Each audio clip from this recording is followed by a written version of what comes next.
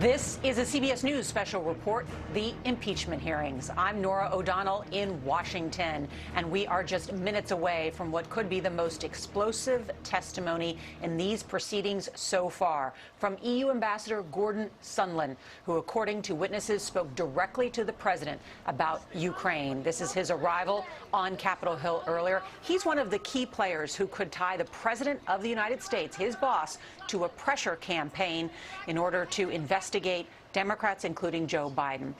We've already heard from one top Republican, Mark Meadow, who says it comes down to one guy. That is Ambassador Sondland. Now, as we wait for this highly anticipated House Intelligence Committee hearing to begin on Capitol Hill, we are also getting a first look at the testimony and his prepared remarks. Here it is. It is 23 pages long. That is considered a whopper by the standards so far that we've had today. In it, he does admit a quid pro quo. He said, as I testified previously with regard to the requested White House call and White House meeting, the answer is yes. The existence of a quid pro quo is a key component of the Democrats' case. Now, Sondland, referring to the potential investigation into the Bidens, also describes the role of the president's personal attorney, Rudy Giuliani. Look here. He writes, Mr. Giuliani was expressing the desires of the president of the United States, and we knew that these investigations were important to the president. Giuliani, we should note, does not work for the United States government. He is currently being investigated by the Justice Department. We have a team of correspondents to cover today's hearings. Let's go first to Nancy Cordes, who is outside the hearing room on Capitol Hill. Nancy, I know you have looked through Ambassador Sondland's original deposition and his new remarks where he amended them. What are you seeing as the key highlights? Well, Nora, the discrepancies, frankly, are significant, and he's already walked back some of what he said originally behind closed doors. Today, he's clearly going to walk back even more of it. The biggest whopper, frankly, that he told originally, and he told it multiple times in many different ways during his all-day deposition, was that he hadn't heard until very recently that U.S. military aid was being held up in an effort to extract a promise from the Ukrainians to investigate former Vice President Joe Biden. He later admitted that he actually delivered that ultimatum to the Ukrainians himself. And we heard more testimony yesterday about the fact that very early on in this process, it was actually Sondland himself at a White House meeting who delivered the ultimatum to a group of Ukrainians. He told them, you've got to say you're going to investigate Biden if you want a meeting with the President of the United States. A few minutes ago, as he walked in, I asked him if he was going to change his testimony even more, if he was going to admit to a quid pro quo. He wouldn't answer, but clearly in this prepared testimony, Nora, we can see that he is going to do that, which is problematic for the President of the United States because we know, based on other witnesses, based on his own emails, that Sondland was in direct communication routinely with the president, with the acting White House Chief of Staff, Mick Mulvaney, about all of this. He does, but just to go back to the headlines of what he is going to testify to today, he is going to say it was a quid pro quo in exchange, in other words, a White House visit for this investigation, but he's going to say that it was Rudy Giuliani's fault, correct?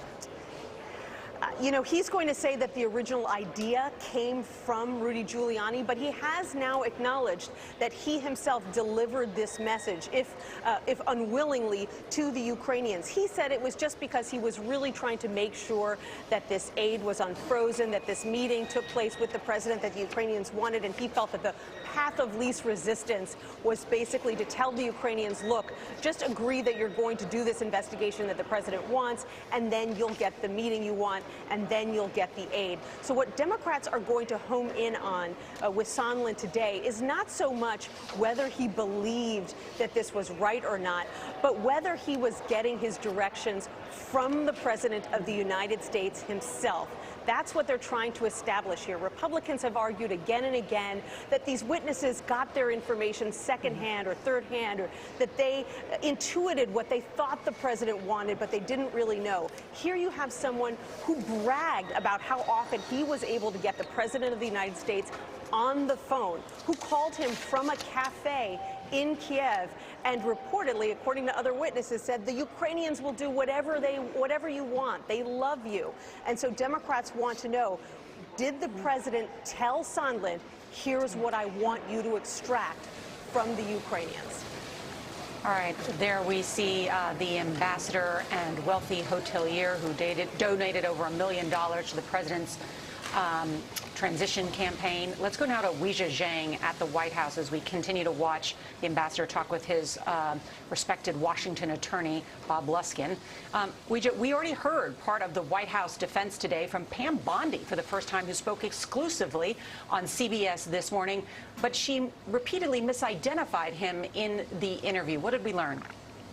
Right. This is someone who the White House hired to bring on to be in charge of all communications with regard to impeachment. And Nora, it seemed that she didn't exactly know how to answer questions when pressed about the substance of Gordon's testimony that he's already given behind closed doors. For example, what we saw was her repeating the same White House lines that we've heard from other members of the press shop, but she didn't effectively defend the president with regard to this bombshell that is going to drop, according to Sondland's opening statement, that there was quid pro quo. He could not be more clear about that. And we know on the inside that White House officials are very nervous and uneasy about what Sondland is going to say, because they say he's unpredictable. And even though they're bracing for him to describe a quid pro quo, they don't know what other bombs he could drop. And really, he could take down the president's entire defense in one fell swoop. The president has said the witnesses so far don't have a direct line to him. That's not true with Sondland, who, as Nancy pointed out, has bragged about being able to get in touch with the president whenever he wants. Number two, President Trump calls them never Trumpers and that they have some partisan motivation. We know Sondland donated $1 million to his inauguration. And number three, again, going back again and again to this idea of quid pro quo, Sondland draws a direct line to President Trump. Yes, he blames his personal attorney, Rudy Giuliani, but he says that Giuliani was acting on the orders of President Trump, and that was understood. And finally, Nora, Sondland will also say Mulvaney, Secretary of State Pompeo, knew what was going on, and he has the email communications to prove it. All right, that's one key point there as well. Weijia, thank you so much. Also want to bring in Margaret Brennan, who is our senior foreign affairs correspondent and the moderator of Face the Nation, because another key figure that pops up in this testimony is the Secretary of State, Mike Pompeo. The question whether Ambassador Sondland was freelancing, or did the Secretary of State know about it? Exactly. And we know Gordon Sondland will implicate the Secretary of State, who, by the way, Rudy Giuliani has used his name before he did on Face the Nation in September, saying he was fully briefed on what was going on, that he knew Gordon Sondland, who technically reports to him, and Kurt Volker, who we heard from yesterday, were keeping him apprised. So this is not good news for the Secretary of State. For Gordon Sondland, he is the ambassador to the EU. That's a group of 28 different countries in Europe. It does not include Ukraine. That is why it is so odd to many to say, why was he in any way involved with policy? You mentioned, why was Pam Bondi calling him the ambassador to Ukraine this morning? Very good question. Gordon Sondland will say, look, Ukraine is central to the EU in that there are sanctions on it. There's a war with Russia there. But there is no policy by which he should have been directly involved in crafting Ukraine policy. And as the Democrats have argued, and Adam Schiff testified to this the other day, he's postulating that Sondland was put there. This is the fifth in a series of public hearings the committee will be holding let's listen in now to as part of the House of Representatives impeachment inquiry. Without objection, the chair is authorized to declare a recess at any time. There is a quorum present. We will proceed today in the same fashion as our other hearings. I'll make an opening statement, and then Ranking Member Nunes will have the opportunity to make a statement. Then we will turn to our witness for an opening statement, and then to questions. For audience members, we welcome you and respect your interest in being here. In turn, we ask for your respect as we proceed with today's hearing. It is the intention of the committee to proceed without disruptions. As chairman, I'll make all necessary and appropriate steps to maintain order and to ensure the committee is run in accordance with House rules and House Resolution 660. With that, I now recognize myself to give an opening statement in the impeachment inquiry into Donald J. Trump, the 45th President of the United States. This morning, we will hear from Gordon Sondland, the American ambassador to the European Union. We are here today as part of the House of Representatives impeachment inquiry because President Donald Trump sought to condition military aid to Ukraine in an Oval Office meeting with the new Ukrainian President Volodymyr Zelensky in exchange for politically motivated investigations that Trump believed would help his re-election campaign. The first investigation was of a discredited conspiracy theory that Ukraine, not Russia, was responsible for interfering in the 2016 election. The second investigation that Trump demanded was into a political rival that he apparently feared most, Joe Biden. Trump sought to weaken Biden and to refute the fact that his own election campaign in 2016 had been helped by a Russian hacking and dumping operation and Russian social media campaign directed by Vladimir Putin to help Trump. Trump's scheme undermined military and diplomatic support for a key ally and undercut U.S. anti-corruption efforts in Ukraine. Trump put his personal and political interests above those of the United States. As Ambassador Sondland would later tell career Foreign Service officer David Holmes immediately after speaking to the president, Trump did not give an expletive about Ukraine. He cares about big stuff that benefits him, like the Biden investigations that Rudy Giuliani was pushing. Ambassador Sondland was a skilled deal maker, but in trying to satisfy a directive from the president, found himself increasingly embroiled in an effort to press the new Ukrainian president that deviated sharply from the norm in both terms of policy and process. In February, Ambassador Sondland traveled to Ukraine on his first official trip to that country. While in Kyiv, he met with then U.S. Ambassador to Ukraine, Marie Ivanovich, and found her to be an excellent diplomat with a deep command of Ukrainian internal dynamics. On April 21st, Zelensky was elected president of Ukraine and spoke to President Trump, who congratulated him and said he would look into attending Zelensky's inauguration, but pledged to send someone at a very, very high level. Between the time of that call and the inaugural on May 20, Trump's attitude towards Ukraine hardened. On May 13th, the president ordered Vice President Mike Pence not to attend Zelensky's inauguration, opting instead to dispatch the self-dubbed Three Amigos, Energy Secretary Rick Perry, Ambassador Sondland, and Ambassador Kurt Volker, the special representative for Ukraine negotiations. After returning from the inauguration, members of the U.S. delegation briefed President Trump on their encouraging first interactions with the new Ukrainian administration. They urged the president to meet with Zelensky, but the president's reaction was decidedly hostile. The president's order was clear, however: talk with Rudy. During this meeting, Ambassador Sondland first became aware of what Giuliani and the president were really interested in. This whole thing was sort of a continuum, he testified at his deposition, starting at the May 23rd meeting, ending up at the end of the line when the transcript of the call came out. It was a continuum, he would explain, that became more insidious over time. The Three Amigos were disappointed with Trump's directive to engage Giuliani, but vowed to press ahead. Ambassador Sondland testified, "We could abandon the goal of a White House meeting for President Zelensky, which the group deemed crucial for U.S.-Ukrainian relations, or we could do as President Trump directed and talk to Mr. Giuliani to address the president's concerns. We chose the latter path." In the coming weeks, Ambassador Sondland got more clearly involved in Ukraine policymaking, starting with the June 4 U.S. mission to the EU Independence Day event in Brussels 1 month early.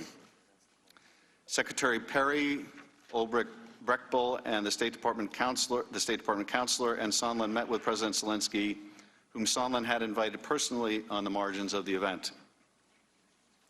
On June 10, 2019, Secretary Perry organized a conference call with Sondland, then National Security Advisor John Bolton, Volker, and others.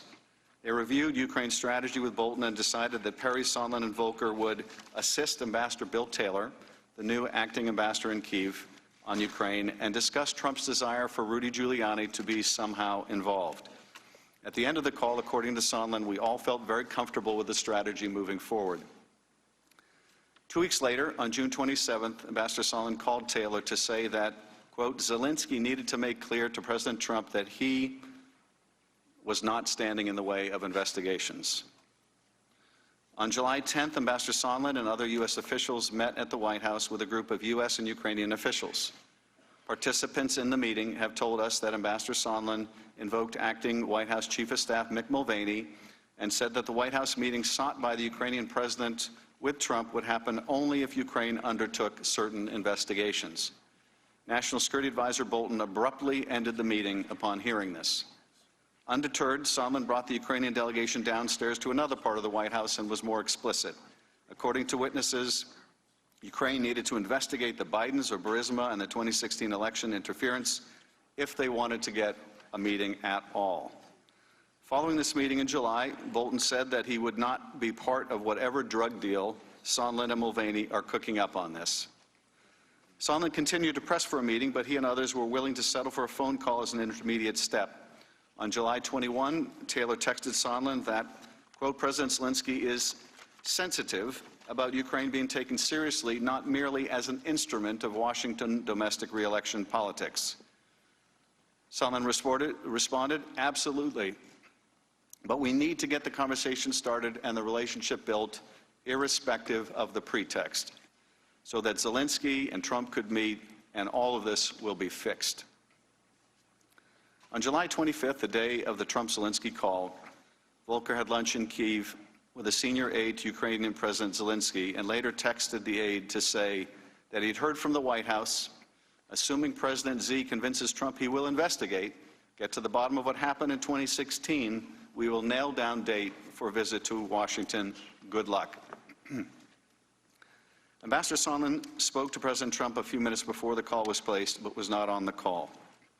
During that now infamous phone call with Zelensky, Trump responded to the Ukrainian expression of appreciation for U.S. defense support and request to buy more Javelin anti-tank missiles by saying, I would like you to do us a favor, though.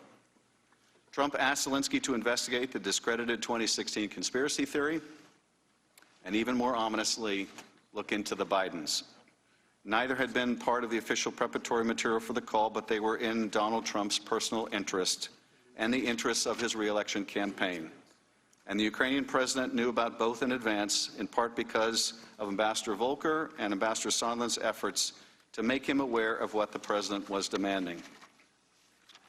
Around this time, Ambassador Sondland became aware of the suspension of security assistance to Ukraine, which had been announced on a secure interagency video conference on July 18th, telling us that it was extremely odd that nobody involved in making and implementing policy towards Ukraine knew why the aid had been put on hold. During August, Sondland participated in conference calls and text messages with Volker and Giuliani and said that the gist of every call was what was going to go in the press statement. In an August 9 text message with Volker, Sondland stated, I think POTUS really wants the deliverable, which was, according to Sondland, a deliverable public statement that President Trump wanted to see or hear before a White House meeting could happen. On September 1, Ambassador Sondland participated in Vice President Pence's bilateral meeting with Zelensky in Warsaw, during which Zelensky raised the suspended security assistance. Following that meeting, Sondland approached the senior Ukrainian official to tell him that he believed what could help them move the aid was if the Ukrainian prosecutor general would go to the mic and announce that he was opening the Burisma investigation. Sondland told Taylor that he had made a mistake by telling the Ukrainians that an Oval Office meeting was dependent on a public announcement of investigations. In fact, everything was dependent on such an announcement, including security assistance. But even the announcement by the prosecutor general would not satisfy the president. On September 7, Sondland spoke to the president and told Tim Morrison and Bill Taylor about the call shortly thereafter. The president said that although this was not a quid pro quo, if President Zelensky did not clear things up in public, we would be at a stalemate. Moreover, an announcement by the prosecutor general would not be enough. President Zelensky must announce personally that he would open the investigations. Sondland told Taylor that President Trump is a businessman. When a businessman is about to sign a check to someone who owes him something, he said the businessman asked that person to pay up before signing the check. The check referred to here was the U.S. military assistance to Ukraine, and Ukraine had to pay up with investigations. Throughout early September, Volker and Sondland sought to close the deal on an agreement that Zelensky would announce investigations. after Taylor texted Sondland on September 9, 2019, that I think it's crazy to withhold security assistance for help with a political campaign. 16 days later, the transcript of the July 25th call was made public, and the American people learned the truth of how our president tried to take advantage of a vulnerable ally. Now it is up to Congress, as the people's representatives, to determine what response is appropriate. If the president abused his power and invited foreign interference in our elections, if he sought to condition, coerce, extort, or bribe an ally into conducting investigations to aid his re-election campaign, and did so by withholding official acts, a White House meeting, or hundreds of millions of dollars of needed military aid, it will be up to us to decide whether those acts are compatible with the office of the presidency. Finally, I want to say a word about the President and Secretary Pompeo's obstruction of this investigation. We have not received a single document from the State Department, and as Ambassador Sondland's opening statement today will make clear, those documents bear directly on this investigation and this impeachment inquiry. I think we know now, based on a sample of the documents attached to Ambassador Sondland's statement, that the knowledge of this scheme was far and wide and included, among others, Secretary of State Pompeo, as well as the Vice President. We can see why Secretary Pompeo and President Trump have made such a concerted and across-the-board effort to obstruct this investigation and this impeachment inquiry. And I will just say this, they do so at their own peril.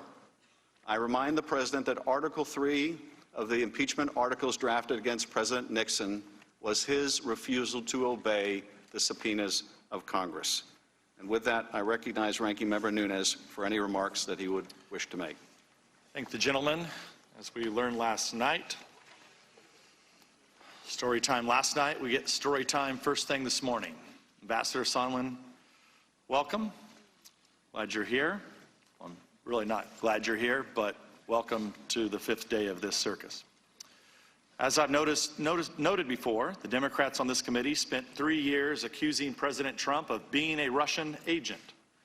In March 2018, after a year-long investigation, Intelligence Committee Republicans issued a 240-page report describing in detail how the Russians meddled in the 2016 elections and making specific recommendations to improve our election security. Denouncing the report as a whitewash and accusing Republicans of subverting the investigation, the Democrats issued their own report, focusing on their now debunked conspiracy theory that the Trump campaign colluded with Russia to hack the elections. Notably, the Democrats vowed at the time to present a further, quote, comprehensive report, unquote, after they finished their investigation into Trump's treasonous collusion with Russia. For some completely inexplicable reason, after the implosion of their Russia hoax, the Democrats failed to issue that comprehensive report. We're still waiting. This episode shows how the Democrats have exploited the Intelligence Committee for political purposes for 3 years, culminating in these impeachment hearings and their mania to attack the president. No conspiracy theory is too outlandish for the Democrats. Time and time again, they floated the possibility of some far-fetched malfeasance by Trump, declared the dire need to investigate it, and then suddenly dropped the issue and moved on to their next asinine theory. A sampling of their accusations and insinuations includes these. Trump is a longtime Russian agent, as described in the Steele dossier. The Russians gave Trump advance access to emails stolen by the DNC and the Hillary Clinton campaign. The Trump campaign based some of its activities on these stolen documents. Trump received nefarious materials from the Russians through a Trump campaign aide. Trump laundered Russian money through real estate deals. Trump was blackmailed by Russia through his financial exposure with Deutsche Bank. Trump had a diabolical plan to build a Trump Tower in Moscow. Trump changed the Republican National Committee platform to hurt Ukraine and benefit Russia. The Russians laundered money through the NRA for the Trump campaign. Trump's son-in-law lied about his Russian contacts while obtaining his security clearance. It's a long list of charges, all false. And I could go on and on and on, but I'll spare you for these moments. Clearly, these ludicrous accusations don't reflect committee members who are honestly searching for the truth. They are the actions of partisan extremists who hijacked the Intelligence Committee, transformed it into the Impeachment Committee, abandoned its core oversight functions, and turned it into a beachhead for ousting an elected president from office. You have to keep that history in mind as you consider the Democrats' latest catalog of supposed Trump outrages. Granted, a friendly call with the Ukrainian president wouldn't seem to rise to the same level as being a Russian agent, but the Democrats were running out of time. If they waited any longer, their impeachment circus would intervene with their own candidates' 2020 campaigns. So you have to give them points for creativity in selling this absurdity as an impeachable offense. All this explains why the Democrats have gathered zero Republican support in the House of Representatives for their impeachment crusade. In fact, the vote we held was a bipartisan vote against this impeachment inquiry.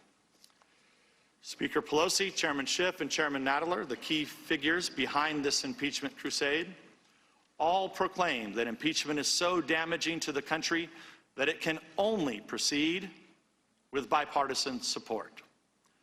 Are those declarations suddenly no longer true? Did impeachment become less divisive? Of course not. They know exactly what kind of damage they're inflicting on this nation, but they've passed the point of no return. After 3 years of preparation work, much of it spearheaded by the Democrats on this committee, using all the tools of Congress to accuse, investigate, indict, and smear the president, they stoked a frenzy amongst their most fanatical supporters that they can no longer control.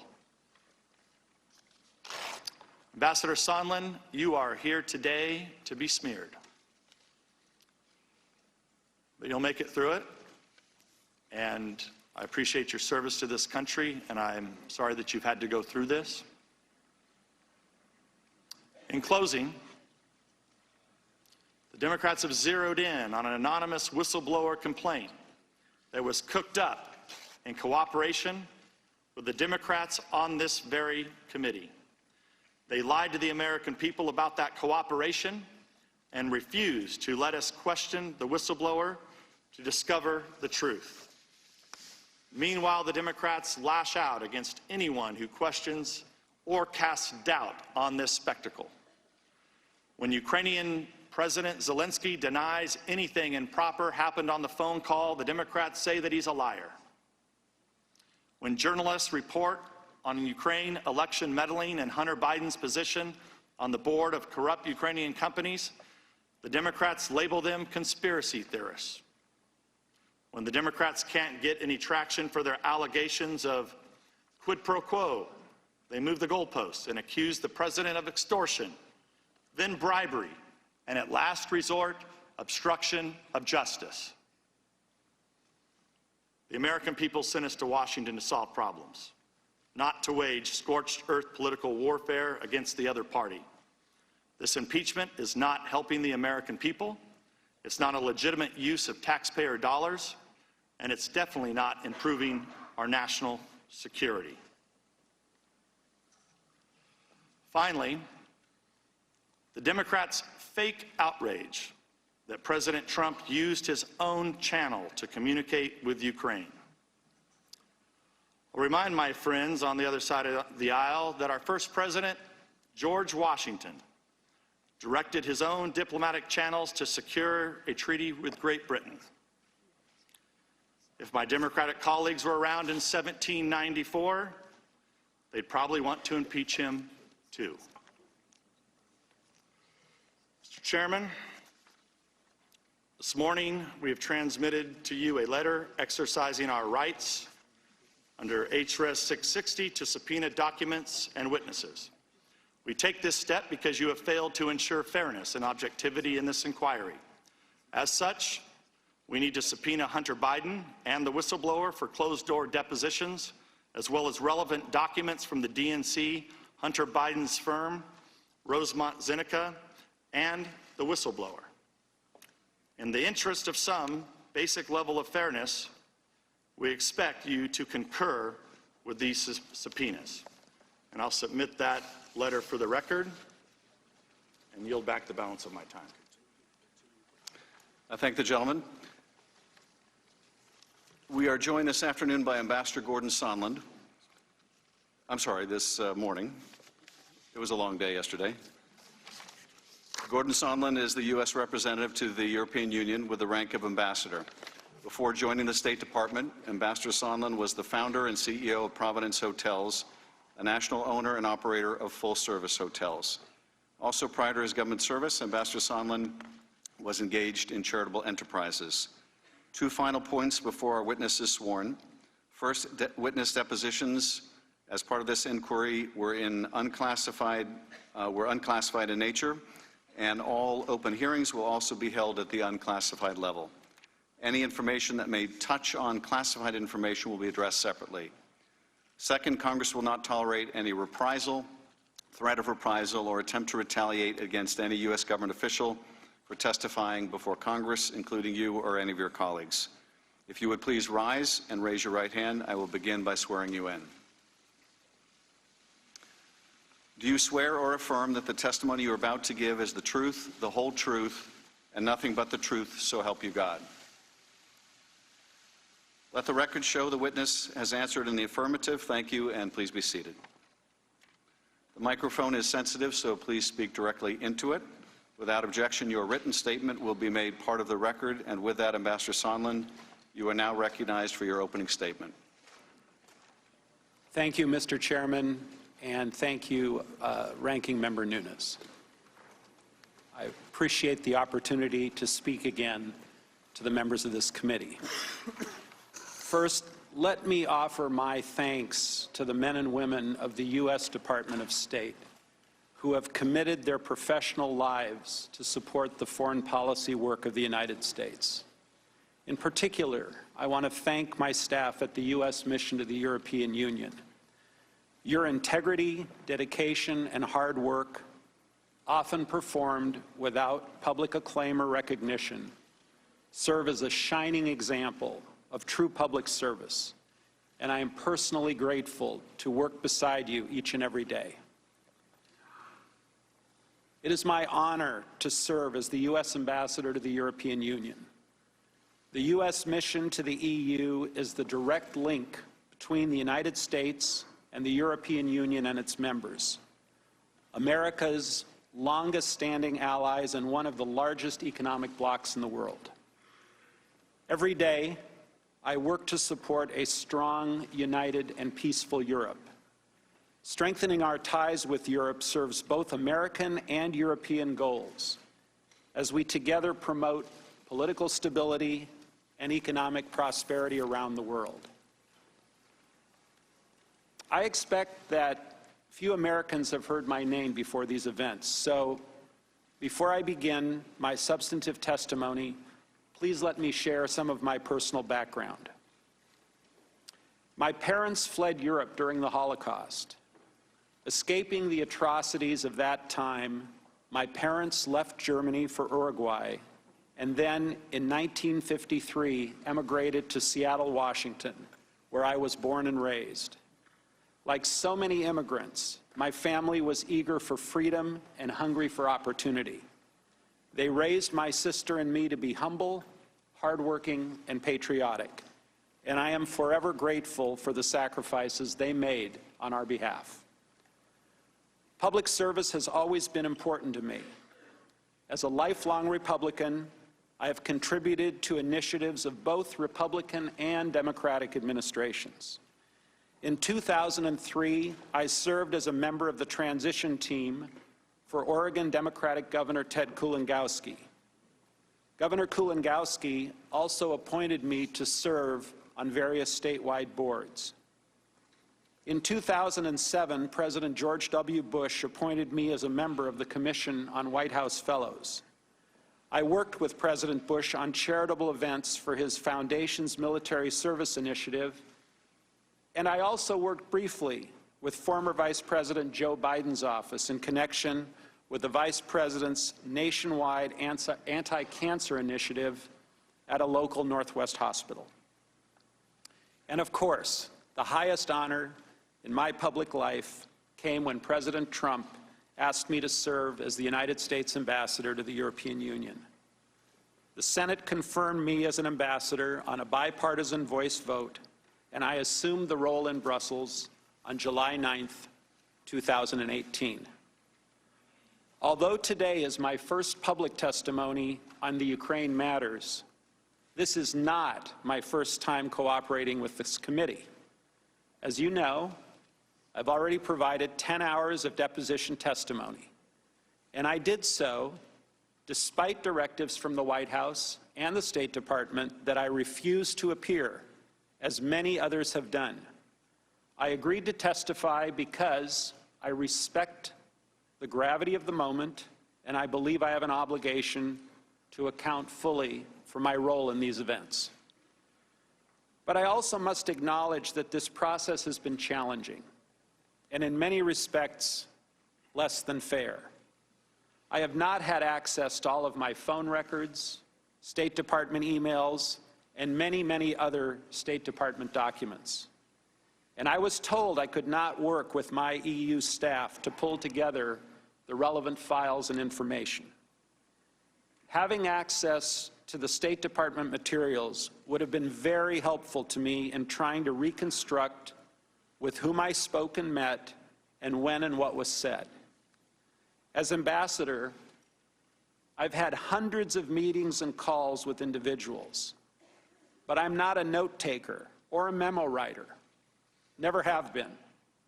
My job requires that I speak with heads of state, senior government officials, members of the cabinet, the president, almost each and every day. Talking with foreign leaders might be memorable to some people, but this is my job. I do it all the time. My lawyers and I have made multiple requests to the State Department and the White House for these materials. Yet these materials were not provided to me, and they have also refused to share these materials with this committee. These documents are not classified, and in fairness, should have been made available.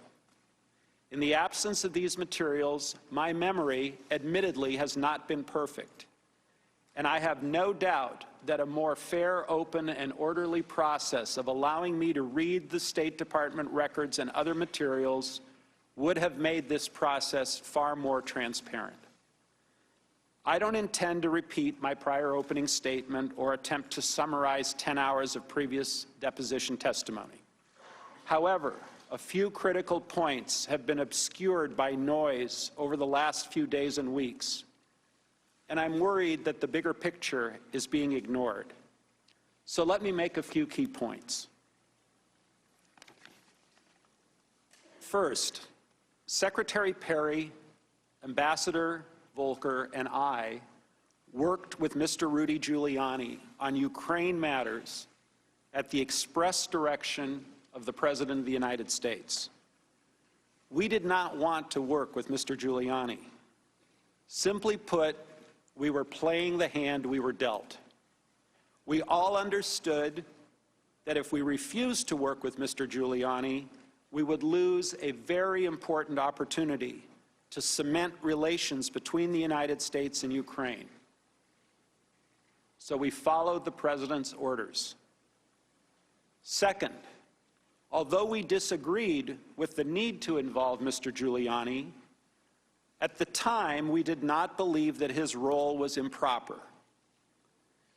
As I previously testified, if I had known of all of Mr. Giuliani's dealings or his associations with individuals some of whom are now under criminal indictment, I personally would not have acquiesced to his participation. Still, given what we knew at the time, what we were asked to do did not appear to be wrong. Third, let me say, precisely because we did not think that we were engaging in improper behavior, we made every effort to ensure that the relevant decision makers at the National Security Council and the State Department knew the important details of our efforts. The suggestion that we were engaged in some irregular or rogue diplomacy is absolutely false. I have now identified certain State Department emails and messages that provide contemporaneous support for my view. These emails show that the leadership of the State Department, the National Security Council, and the White House were all informed about the Ukraine efforts from May 23, 2019, until the security aid was released on September 11, 2019. I will quote from some of those messages with you shortly. Fourth, as I testified previously, Mr. Giuliani's requests were a quid pro quo for arranging a White House visit for President Zelensky. Mr. Giuliani demanded that Ukraine make a public statement announcing the investigations of the 2016 election DNC server and Burisma. Mr. Giuliani was expressing the desires of the President of the United States, and we knew these investigations were important to the President. Fifth, in July and August of 2019, we learned that the White House had also suspended security aid to Ukraine. I was adamantly opposed to any suspension of aid. I was adamantly opposed to any suspension of aid, as the Ukrainians needed those funds to fight against Russian aggression. I tried diligently to ask why the aid was suspended, but I never received a clear answer. Still haven't to this day. In the absence of any credible explanation for the suspension of aid, I later came to believe that the resumption of security aid would not occur until there was a public statement from Ukraine committing to the investigations of the 2016 elections and Burisma, as Mr. Giuliani had demanded. I shared concerns of the potential quid pro quo regarding the security aid with Senator Ron Johnson, and I also shared my concerns with the Ukrainians. Finally, at all times, I was acting in good faith.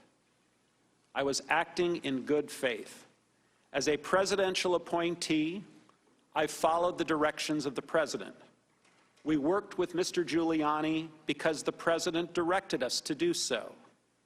We had no desire to set any conditions. We had no desire to set any conditions on the Ukrainians.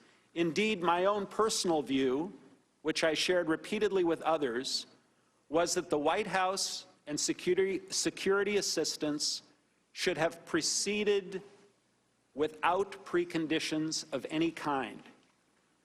We were working to overcome the problems given the facts as they existed. Our only interest, and my only interest, was to advance long-standing U.S. policy and to support Ukraine's fragile democracy. Now let me provide additional details specifically about Ukraine and my involvement. First, my very first days as ambassador to the EU, which was starting back in July of 2018, Ukraine has featured prominently in my broader portfolio. Ukraine's political and economic development are critical to the long-standing and long-lasting stability of Europe. Moreover, the conflict in eastern Ukraine and Crimea remains one of the most significant security crises for Europe and the United States. Our efforts to counterbalance an aggressive Russia depend in substantial part on a strong Ukraine. On April 21st, 2019, Vladimir Zelensky was elected president of Ukraine in an historic election. With the express support of Secretary Pompeo, I attended President Zelensky's inauguration on May 20th as part of the U.S. delegation, which was led by Energy Secretary Rick Perry. The U.S. delegation also included Senator Johnson, Ukraine Special Envoy Volker, and Lieutenant Colonel Alex Vindman of the National Security Council. My attendance at President Zelensky's inauguration was not my first involvement with Ukraine. As I testified previously, just 4 days after assuming my post as ambassador in July of 2018, I received an official delegation from the government of then Ukraine President Petro Poroshenko. The meeting took place at the U.S. mission in Brussels and was prearranged by my career EU mission staff. And I've had several meetings since then in Brussels.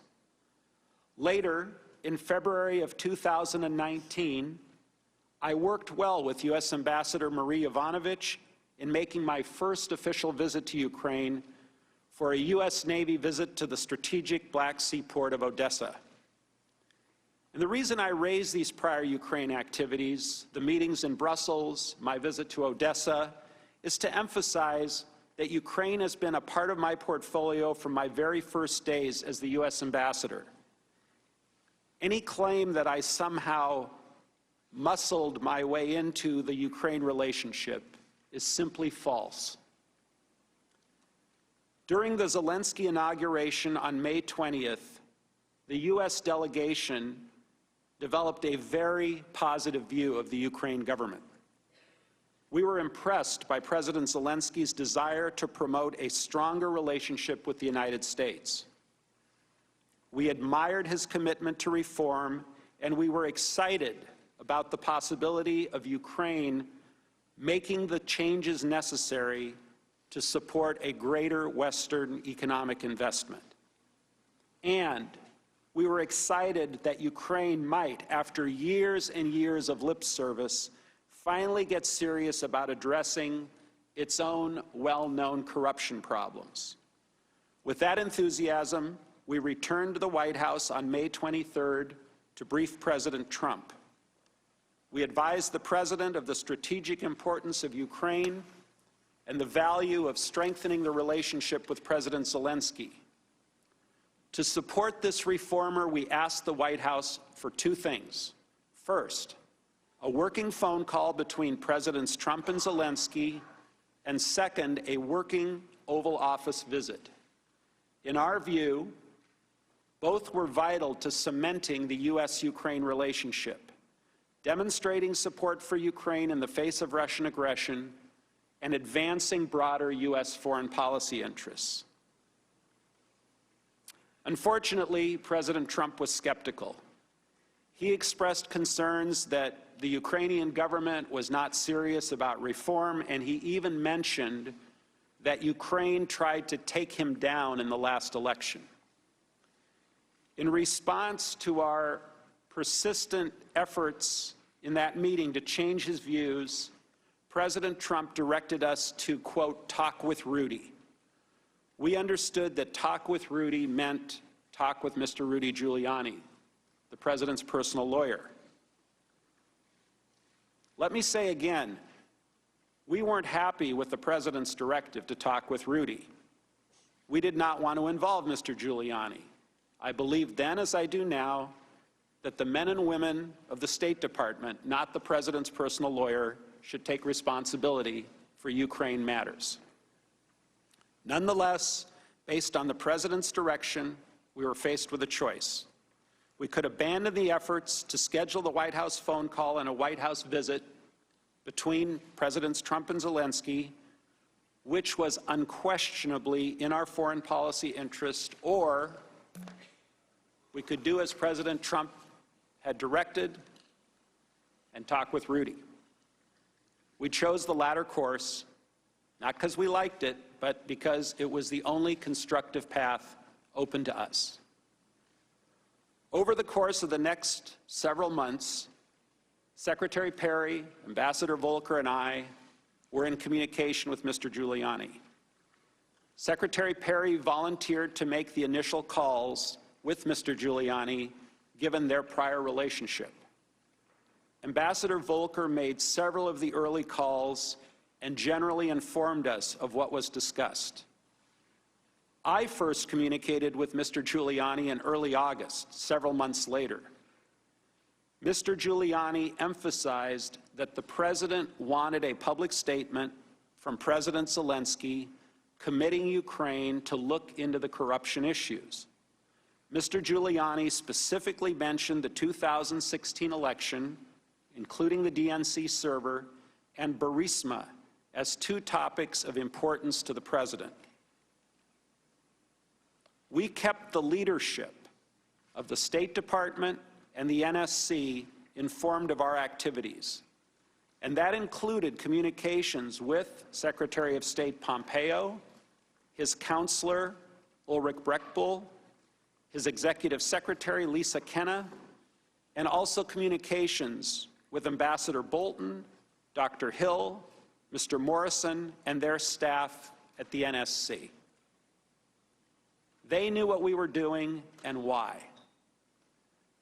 On July 10th, 2019, senior Ukrainian national security officials met with Ambassador Bolton, Ambassador Volker, Dr. Hill, Secretary Perry, myself, and several others in Washington, D.C. During that meeting, we all discussed the importance of the two action items I identified earlier. One, a working phone call, and two, a White House meeting between Presidents Trump and Zelensky. From my perspective, the July 10th meeting was a positive step toward accomplishing our shared goals. While I am now aware of accounts of the meeting from Dr. Hill and Lieutenant Colonel Vindman, their recollections of those events simply don't square with my own, or with those of Ambassador Volker or Secretary Perry. I recall mentioning the prerequisite of investigations before any White House call or meeting, but I do not recall any yelling or screaming or abrupt terminations as others have said. Instead, after the meeting, Ambassador Bolton walked outside with our group, and we all took some great pictures together outside on the White House lawn. More important, those recollections of protests do not square with the documentary record of our interactions with the NSC in the days and weeks that followed. We kept the NSC apprised of our efforts, including, specifically, our efforts to secure a public statement from the Ukrainians that would satisfy President Trump's concerns. For example, on July 13th, and this is 3 days after that July 10th meeting, I emailed Tim Morrison. He had just taken over Dr. Hill's post as the NSC Eurasia Director, and I met him that day for the first time. I wrote to Mr. Morrison with these words: "The call between Zelensky and POTUS, President of the United States, should happen before 7/21, which is the parliamentary elections in Ukraine. Sole purpose is for Zelensky to give POTUS assurances of new sheriff in town, corruption ending, unbundling moving forward, and I emphasize, any hampered investigations will be allowed to move forward transparently. Goal is for POTUS to invite him to Oval. Volker, Perry, Bolton, and I strongly recommend." Mr. Morrison acknowledged and said thank you, and specifically noted that he was tracking these issues.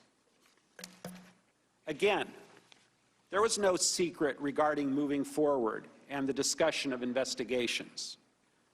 Moreover, I've reviewed other State Department documents, some of which are not currently in the public domain, detailing Mr. Giuliani's efforts.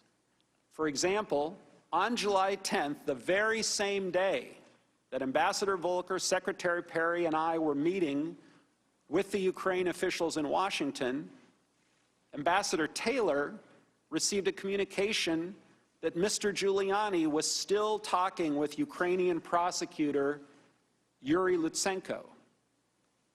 In WhatsApp messages with Ambassador Volker and I, Ambassador Taylor wrote to us as follows: "Just had a meeting with Andrei and Vadim," referring to Ukraine Foreign Minister Vadim Prystaiko.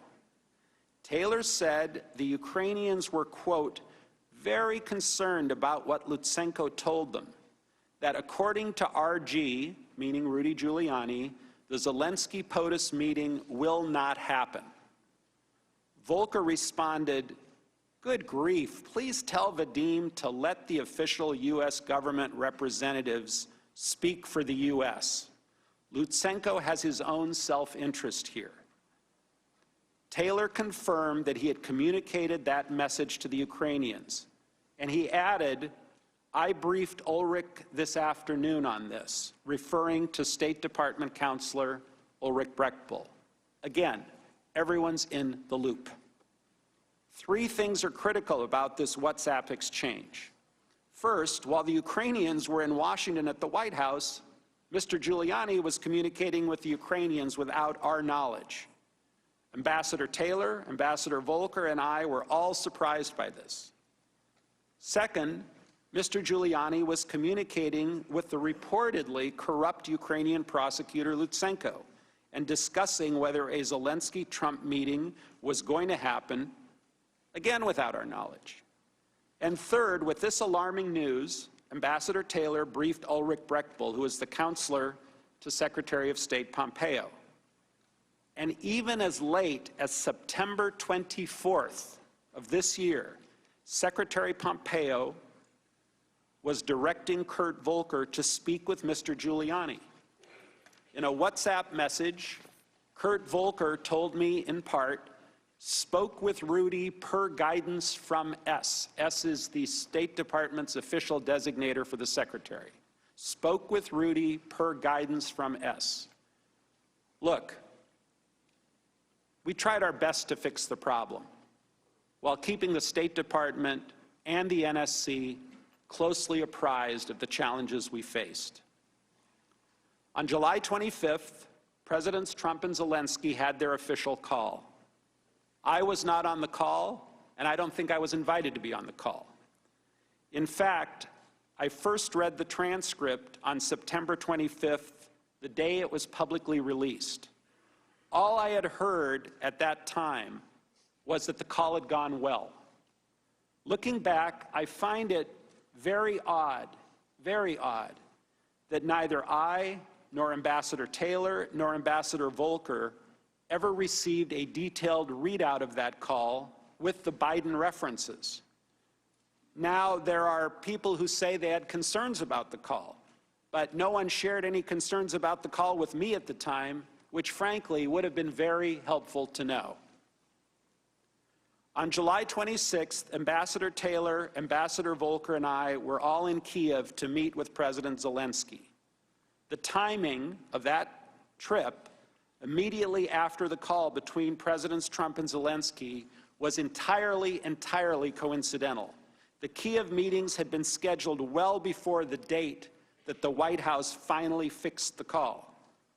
During our Kiev meeting, I do not recall President Zelensky discussing the substance of his July 25th call with President Trump, nor did he discuss any request to investigate Vice President Biden, which we all later learned was discussed on the July 25th call. And this is consistent with the reported comments from Ambassadors Volker and Taylor. After the Zelensky meeting, I also met with Zelensky's senior aide, Andrei Yermak. I don't recall the specifics of our conversation, but I believe the issue of investigations was probably a part of that agenda or meeting. Also, on July 26, shortly after our Kiev meetings, I spoke by phone with President Trump. The White House, which has finally shared certain call dates and times with my attorneys, confirms this. The call lasted 5 minutes. I remember I was at a restaurant in Kiev, and I have no reason to doubt that this conversation included the subject of investigations. Again, given Mr. Giuliani's demand that President Zelensky make a public statement about investigations, I knew that investigations were important to President Trump. We did not discuss any classified information. Other witnesses have recently shared their recollection of overhearing this call. For the most part, I have no reason to doubt their accounts. It's true that the president speaks loudly at times, and it's also true, I think we primarily discussed ASAP Rocky. It's true that the president likes to use colorful language. Anyone who has met with him at any reasonable amount of time knows this. While I cannot remember the precise details, again, the White House has not allowed me to see any readouts of that call, and the July 26 call did not strike me as significant at the time. Actually, I would have been more surprised if President Trump had not mentioned investigations, particularly given what we were hearing from Mr. Giuliani about the president's concerns. However, I have no recollection of discussing Vice President Biden or his son on that call or after the call ended. I know that members of this committee frequently frame these complicated issues in the form of a simple question: was there a quid pro quo? As I testified previously, with regard to the requested White House call and the White House meeting, the answer is yes. Mr. Giuliani conveyed to Secretary Perry, Ambassador Volker, and others that President Trump wanted a public statement from President Zelensky committing to investigations of Burisma and the 2016 election. Mr. Giuliani expressed those requests directly to the Ukrainians, and Mr. Giuliani also expressed those requests directly to us. We all understood that these prerequisites for the White House call and the White House meeting reflected President Trump's desires and requirements. Within my State Department emails, there is a July 19th email. This email was sent to Secretary Pompeo, Secretary Perry, Brian McCormick, who is Secretary Perry's Chief of Staff at the time, Ms. Kenna, who is the Executive Secretariat for Secretary Pompeo, Chief of Staff Mulvaney, and Mr. Mulvaney's Senior Advisor, Rob Blair. A lot of senior officials. Here is my exact quote from that email. I talked to Zelensky just now. He is prepared to receive POTUS's call. We'll assure him that he intends to run a fully transparent investigation and will turn over every stone. He would greatly appreciate a call prior to Sunday so that he can put out some media about a friendly and productive call, no details, prior to Ukraine election on Sunday. Chief of Staff Mulvaney responded, I asked the NSC to set it up for tomorrow. Everyone was in the loop. It was no secret. Everyone was informed via email on July 19th, days before the presidential call.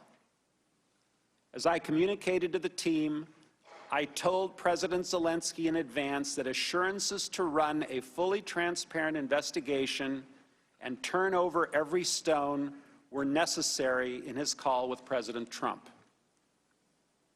On July 19th, in a WhatsApp message between Ambassador Taylor, Ambassador Volker, and me, Ambassador Volker stated, had breakfast with Rudy this morning. That's Ambassador Volker and Rudy Giuliani. Teeing up call with Yermak Monday. That's Senior Advisor Andrei Yermak. must have helped. Most important is for Zelensky to say that he will help investigation and address any specific personnel issues, if there are any. On August 10th, the next day, Mr. Yermak texted me, "Once we have a date," which is a date for the White House meeting, "we will call for a press briefing announcing upcoming visit and outlining vision for the reboot of the U.S.-Ukraine relationship, including, among other things, Burisma and election meddling in investigations." This is from Mr. Yermak to me. The following day, August 11th, and this is critical, I sent an email to Councillor Breckbull and Lisa Kenna.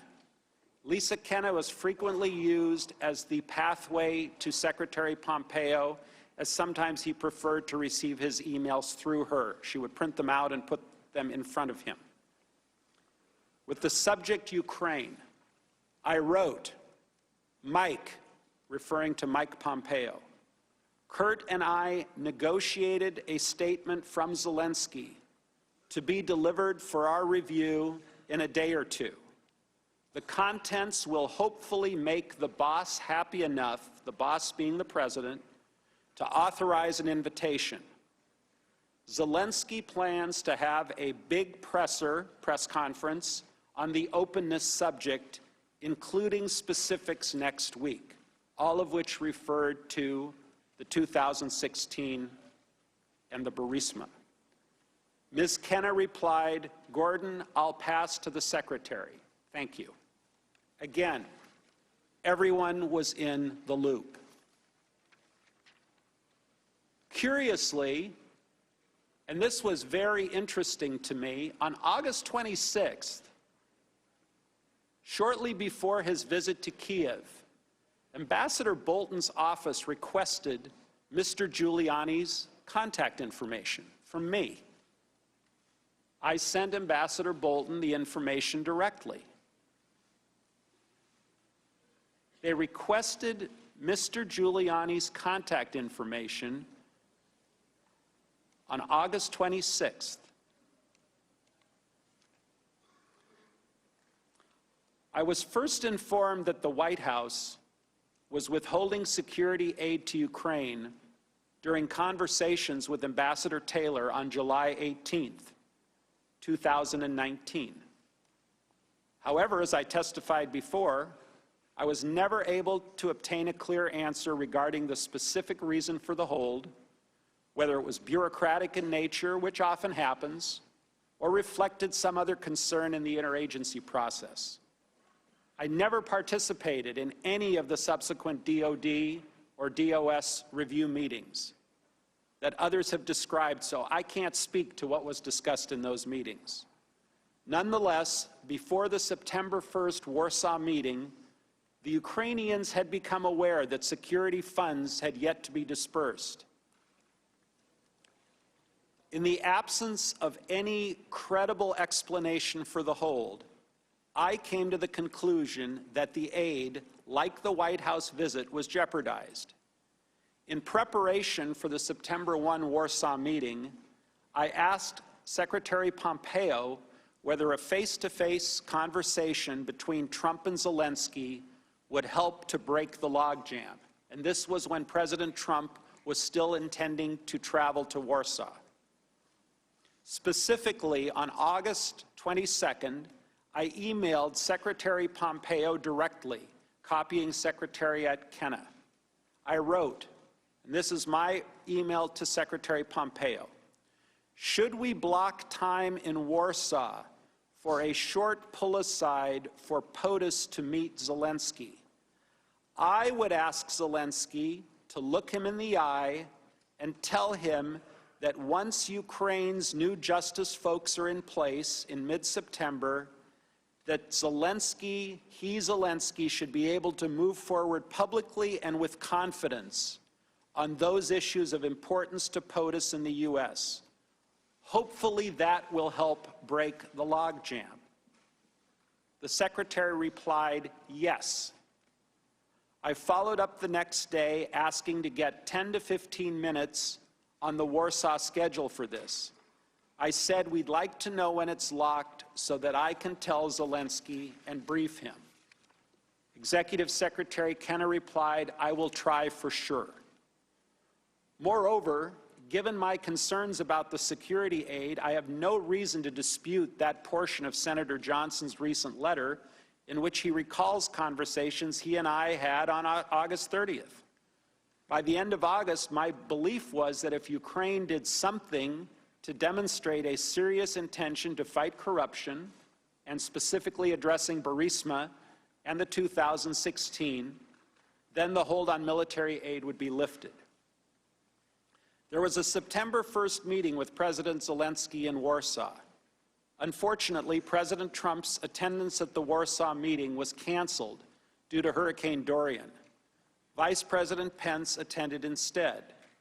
I mentioned to Vice President Pence before the meetings with the Ukrainians that I had concerns that the delay in aid had become tied to the issue of investigations. I recall mentioning that before the Zelensky meeting. During the actual meeting, President Zelensky raised the issue of security assistance directly with Vice President Pence, and the Vice President said that he would speak to President Trump about it. Based on my previous communication with Secretary Pompeo, I felt comfortable sharing my concerns with Mr. Yermak. It was a very, very brief pull-aside conversation that happened within a few seconds. I told Mr. Yermak that I believed that the resumption of U.S. aid would likely not occur until Ukraine took some kind of action on the public statement that we had been discussing for many weeks. As my other State Department colleagues have testified, this security aid was critical to Ukraine's defense and should not have been delayed. I expressed this view to many during this period, but my goal at the time was to do what was necessary to get the aid released, to break the logjam. I believe that the public statement we had been discussing for weeks was essential to advancing that goal. You know, I really regret that the Ukrainians were placed in that predicament, but I do not regret doing what I could to try to break the logjam and to solve the problem. I mentioned at the outset that throughout these events, we kept State Department leadership and others apprised of what we were doing. State Department was fully supportive of our engagement in Ukraine efforts and was aware that a commitment to investigations was among the issues we were pursuing. To provide just two examples, on June 5th, the day after the US-EU mission hosted our Independence Day, we did it a month early, Acting Assistant Secretary Phil Reeker sent an email to me, to Secretary Perry, and to others, forwarding some positive media coverage of President Zelensky's attendance at our event. Mr. Reeker wrote, and I quote, "This headline underscores the importance and timeliness of Zelensky's visit to Brussels and the critical, perhaps historic role of the dinner and engagement Gordon coordinated. Thank you for your participation and dedication to this effort." Months later, on September 3rd, I sent Secretary Pompeo an email to express my appreciation for his joining a series of meetings in Brussels following the Warsaw trip. I wrote, "Mike, thanks for schlepping to Europe. I think it was really important and the chemistry seems promising. Really appreciate it." Secretary Pompeo replied the next day on Wednesday, September 4th, quote, "All good. You're doing great work. Keep banging away." State Department leadership expressed total support for our efforts to engage the new Ukrainian administration. Look, I've never doubted the strategic value of strengthening our alliance with Ukraine. And at all times, our efforts were in good faith and fully transparent to those tasked with overseeing them. Our efforts were reported and approved, and not once do I recall encountering an objection. It remains an honor to serve the people of the United States as their United States ambassador to the European Union. I look forward to answering the committee's questions. Thank you. We will now proceed to the first round of questions. As detailed in the memo provided to committee members, there will be 45 minutes of questions conducted by the chairman or majority counsel, followed by 45 minutes for the ranking member or minority counsel. Following that, unless I specify additional equal time for extended questioning, we will proceed under the 5-minute rule, and every member will have the chance to ask questions.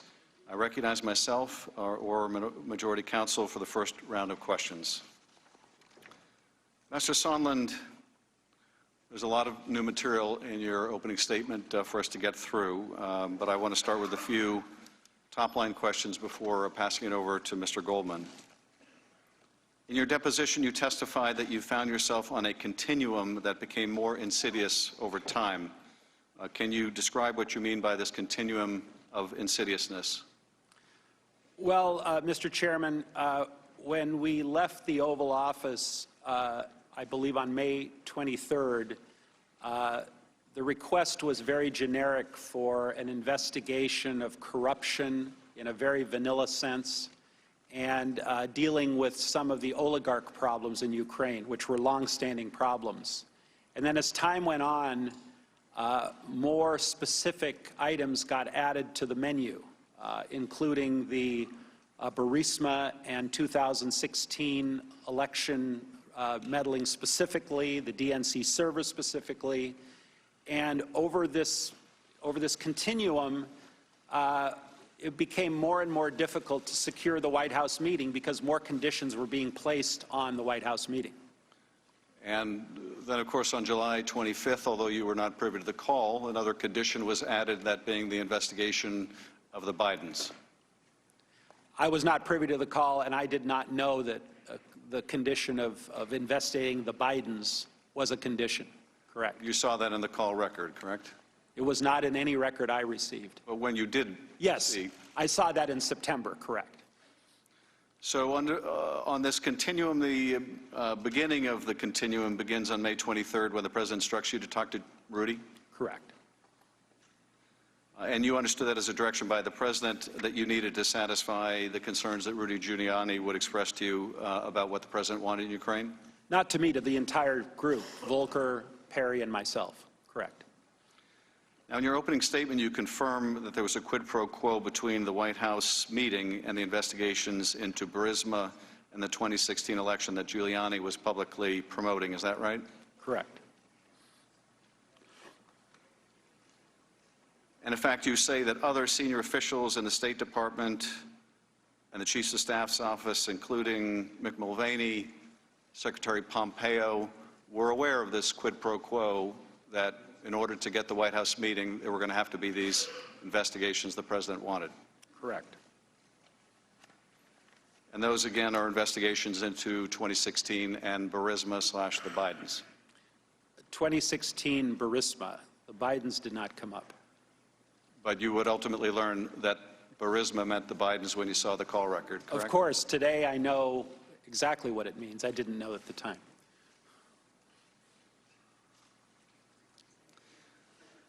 And then on July 26th, you confirm you did indeed have the conversation with President Trump from a restaurant in Kyiv that David Holmes testified about last week. Is that right? Correct. And you have no reason to doubt Mr. Holmes' recounting of your conversation with the President? The only part of Mr. Holmes' recounting that I take exception with is I do not recall mentioning the Bidens. That did not enter my mind. It was Burisma in 2016 elections. You have no reason to believe that Mr. Holmes would make that up, if that's what he recalls you saying? You have no reason to question that, do you? I don't recall saying Biden. I never recall saying Biden. But the rest of Mr. Holmes' recollection is consistent with your own? Well, I can't testify as to what Mr. Holmes might or might not have heard through the phone. I don't know how he heard the conversation. Are you familiar with his testimony? Vaguely, yes. And the only exception you take is to the mention of the name Biden? Correct.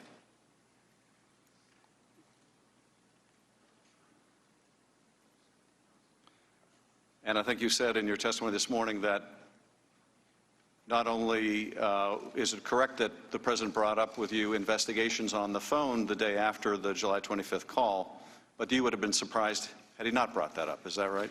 Right, because we had been hearing about it from Rudy, and we presumed Rudy was getting it from the President. So it seemed like a logical conclusion. Mr. Holmes also testified that you told him President Trump doesn't care about Ukraine. He only cares about big stuff that relates to him personally.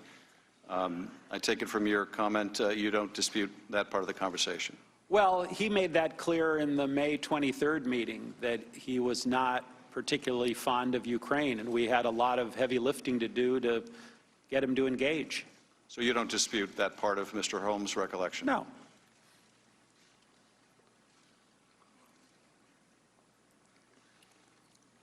In August, when you worked with Rudy Giuliani and a top Ukrainian aide to draft a public statement for President Zelensky to issue that includes the announcement of investigations into Burisma, you understood that was required by President Trump before he would grant a White House meeting to President Zelensky?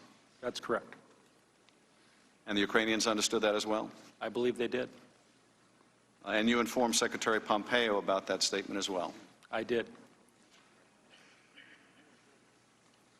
Later in August, you told Secretary Pompeo that President Zelensky would be prepared to tell President Trump that his new justice officials would be able to announce matters of interest to the president, which could break the logjam. When you say matters of interest to the president, you mean the investigations that President Trump wanted. Is that right? Correct. And that involved 2016 and Burisma or the Bidens? 2016 and Burisma. And when you're talking here about breaking the logjam, you're talking about the logjam over the security assistance, correct? I was talking logjam generically because nothing was moving. But that included the security assistance, did it not? Correct. And based on the context of that email, this was not the first time you had discussed these investigations with Secretary Pompeo, was it? No. He was aware of the connections that you were making between the investigations and the White House meeting and security assistance? Yes. Did he ever take issue with you and say, no, that connection is not there or you're wrong? Not that I recall.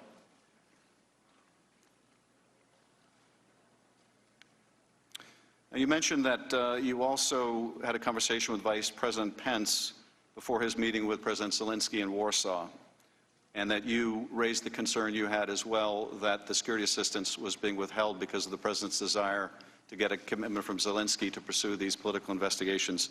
What did you say to the Vice President? I was in a briefing with several people, and I just spoke up and I said, it appears that everything is stalled until this statement gets made, words to that effect, and that's what I believe to be the case based on the work that the three of us had been doing, Volker, Perry, and myself. And the Vice President nodded like, he heard what I said, and that was pretty much it, as I recall. And you understood that the Ukrainians were going to raise the security assistance with the Vice President at this meeting? I didn't know what they were going to raise, but they in fact did raise it, Mr. Chairman.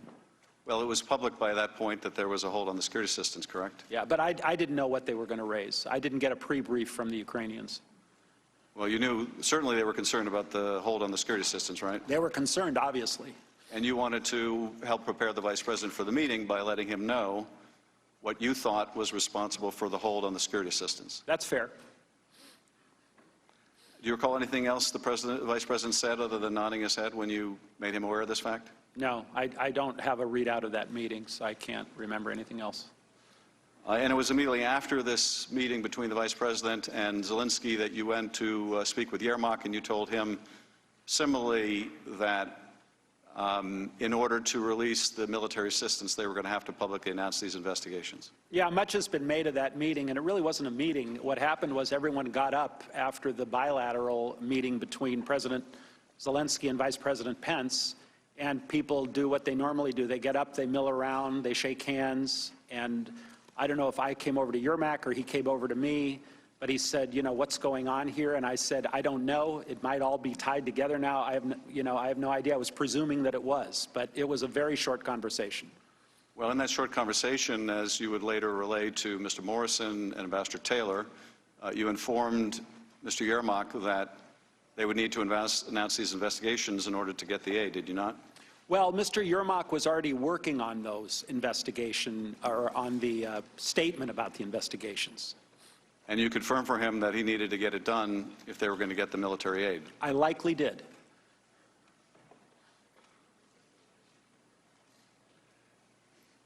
Mr. Morrison and Ambassador Taylor have also related a conversation you had with the President following the Warsaw meeting, in which the President relayed to you that there was no quid pro quo, but nevertheless, unless Zelensky went to the mic and announced these investigations, there would be a stalemate over the aid. Is that correct? That's correct. And that was an accurate reflection of your discussion with the President? Well, that email was not artfully written. I'm the first to admit. What I was trying to convey to Ambassador Taylor after his frantic emails to me and to others about the security assistance, which, by the way, I agreed with him. I thought it was a very bad idea to hold that money. I finally called the President. I believe it was on the 9th of September. I can't find the records, and they won't provide them to me. But I believe I just asked him an open-ended question, Mr. Chairman. What do you want from Ukraine? I keep hearing all these different ideas and theories and this and that. What do you want? And it was a very short, abrupt conversation. He was not in a good mood. And he just said, I want nothing. I want nothing. I want no quid pro quo. Tell Zelensky to do the right thing. Something to that effect. So I typed out a text to Ambassador Taylor, and my reason for telling him this was not to defend what the President was saying, not to opine on whether the President was being truthful or untruthful, but simply to relay, I've gone as far as I can go. This is the final word that I heard from the President of the United States. If you're still concerned, you, Ambassador Taylor, are still concerned, please get a hold of the Secretary. Maybe he can help. I'm not asking about your text message. I'm asking about your conversations with Mr. Morrison and Ambassador Taylor after you spoke with the President, either in that call or in a different call. I'm confused, Mr. Chairman. Which conversations with Mr. Morrison and Mr. Taylor? Well, Mr. Morrison testified that you related a conversation you had with the President in which the President told you no quid pro quo, but President Zelensky must go to a microphone and announce these investigations, and that he should want to. Similarly, you told Ambassador Taylor that while the President said no quid pro quo, unless Zelensky announced these investigations, they would be at a stalemate, presumably a stalemate over the military assistance. Do you have any reason to question those conversations that Mr. Morrison and Ambassador Taylor took notes about?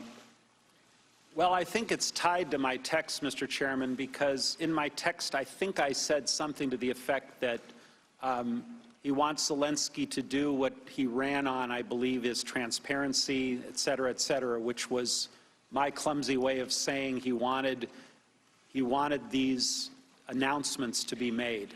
Again, Ambassador, I'm not asking about your text message. I'm asking about what you relayed to Ambassador Taylor and Mr. Morrison about your conversation with the President. Do you have any reason to question their recollection of what you told them? All I can say is that I expressed what I told, or what the President told me in that text. And if I had relayed anything other than what was in that text, I don't recall. You don't recall? I don't recall. You have no reason to question Ambassador Taylor or Mr. Morrison of what they wrote in their notes about your conversation with them. Could you kindly repeat what they wrote? I'll have Mr. Goldman go through that with you. That'd be great. But let me get to the top line here, Ambassador Sondland. Okay. You've testified that the White House meeting that President Zelensky desperately wanted, and that was very important to President Zelensky, was it not? Absolutely. You've testified that that meeting was conditioned, was a quid pro quo for what the President wanted, these two investigations. Is that right? Correct. And that everybody knew it? Correct. Now, that White House meeting was going to be an official meeting between the two presidents, correct? Presumably. It would be an Oval Office meeting, hopefully? A working meeting, yes. Working meeting, so an official act, Yeah. correct? And in order to perform that official act, Donald Trump wanted these 2 investigations that would help his reelection campaign, correct? I can't characterize why he wanted them. All I can tell you is this is what we heard from Mr. Giuliani. But he had to get those 2 investigations if that official act was going to take place, correct? He had to announce the investigations. He didn't actually have to do them, as I understood it. Okay. President Zelensky had to announce the 2 investigations the president wanted, make a public announcement, correct? Correct. And those were of great value to the president. He was quite insistent upon them, and his attorney was insistent upon them? I don't want to characterize whether they are value or not value. Again, through Mr. Giuliani, we were led to believe that that's what he wanted. Well, and you said that Mr. Giuliani was acting at the president's demand, correct? Right. When the president says, talk to my personal lawyer, Mr. Giuliani, we followed his direction. And so that official act of that meeting was being conditioned on the performance of these things the president wanted, as expressed both directly and through his lawyer, Rudy Giuliani, correct? As expressed through Rudy Giuliani, correct. And you've also testified that your understanding, it became your clear understanding, that the military assistance was also being withheld pending Zelensky announcing these investigations, correct? That was my presumption, my personal presumption based on the facts at the time. Nothing was moving. And in fact, you had a discussion, communication with the Secretary of State in which you said that logjam over aid could be lifted if Zelensky announced these investigations, right? I don't recall saying the logjam over aid. I recall saying the logjam. I don't know that. That's what you meant, right, Ambassador? I meant that whatever was holding up the meeting, whatever was holding up our deal with Ukraine, I was trying to break. Again, I was presuming. Well, here's what you said in your testimony a moment ago. Okay. Page 18. But my goal at the time was to do what was necessary to get the aid released, to break the logjam. Okay, that's still your testimony, right? Yeah. So the military aid is also an official act, am I right? Yes. This is not President Trump's personal bank account he's writing a check from. This is $400 million of U.S. taxpayer money, is it not? Absolutely. And there was a logjam in which the president would not write that U.S. check, you believed, until Ukraine announced these 2 investigations the president wanted, correct? That was my belief. Mr. Goldman. Thank you, Mr. Chairman. In your opening statement, Ambassador Sondland, you detailed the benefits that you have gained from obtaining some additional documents over the past few weeks. Is that right? In terms of refreshing my recollection. That's right, because reviewing these documents has helped you to remember the events that we're asking about. Is that correct? Correct. Because you acknowledge, of course, that when you can place a document and a date and a context, it helps to jog your memory. That's correct. And so you would agree that for people unlike yourself who take notes, that is very helpful to their own recollection of events, right? I think you asked your question backwards. Are you saying people that take notes, it's helpful to have those documents, or people that don't take notes, it's helpful to have those documents? No, no. You are not a note taker, right? I'm not a note taker, never have been. But you would agree that people who do take contemporaneous notes generally are more able to remember things than people who don't. Some, yes. And there are additional documents that you've been unable to obtain, is that right? That's correct. And I think you even said in your opening statement that the State Department prevented you and your staff from trying to gather more documents. Is that correct? Certain documents, yes. Which documents? Documents that I didn't have immediate access to. And who at the State Department prevented you from doing that? You'll have to ask my counsel. He was dealing with them. But certainly based on the additional memory that you have gained over the past few weeks from reading the testimony of others based on their notes and reviewing your own documents, you have remembered a lot more than you did when you were deposed. Is that right? That's correct. And one of the things that you now remember is the discussion that you had with President Trump on July 26th in that restaurant in Kiev, right? Yeah, what triggered my memory was someone's reference to ASAP Rocky, which was, I believe, the primary purpose of the phone call. Certainly. So that's one way memory works, isn't it? And you were sitting in a restaurant with David Holmes in Kiev, right, having lunch? I think I took the whole team out to lunch after the meeting, yeah. And it was a meeting, a one-on-one meeting you had with Andrei Yermak? Again, trying to reconstruct a very busy day without the benefit, but if someone said I had a meeting and I went to the meeting, then I'm not going to dispute that. And particularly if that person took notes at that meeting? Correct. Or sat outside the door when you didn't let them in? I have no control over who goes into a meeting in Ukraine. That was the Ukrainians that didn't let them in. And you had also met with President Zelensky, among others, that day, is that right? That's correct. And you called President Trump from your cell phone from the restaurant, is that right? That's right. And this was not a secure line, was it? No, it was an open line. Did you worry that a foreign government may be listening to your phone call with the President of the United States? Well, I have unclassified conversations all the time from landlines that are unsecured and cell phones. If the topic is not classified, and it's up to the President to decide what's classified and what's not classified, and we were having, he was aware that it was an open line as well. And you don't recall the specifics of holding your phone outside, far away from your ear, as Mr. Holmes testified, but you have no reason to question his recollection of that, do you? I mean, it seems a little strange I would hold my phone here. I probably had my phone close to my ear, and he claims to have overheard part of the conversation, and I'm not going to dispute what he did or didn't hear. Well, he also testified that you confirmed to President Trump that you were in Ukraine at the time, and that President Zelensky, quote, loves your ass, unquote. Do you recall saying that? Yeah, it sounds like something I would say. That's how President Trump and I communicate, a lot of four-letter words. In this case, three-letter. Holmes then said that he heard President Trump ask, quote, is he, meaning Zelensky, going to do the investigation? To which you replied, he's going to do it. And then you added that President Zelensky will do anything that you, meaning President Trump, ask him to. Do you recall that? I probably said something to that effect because I remember the meeting, President Zelensky was very,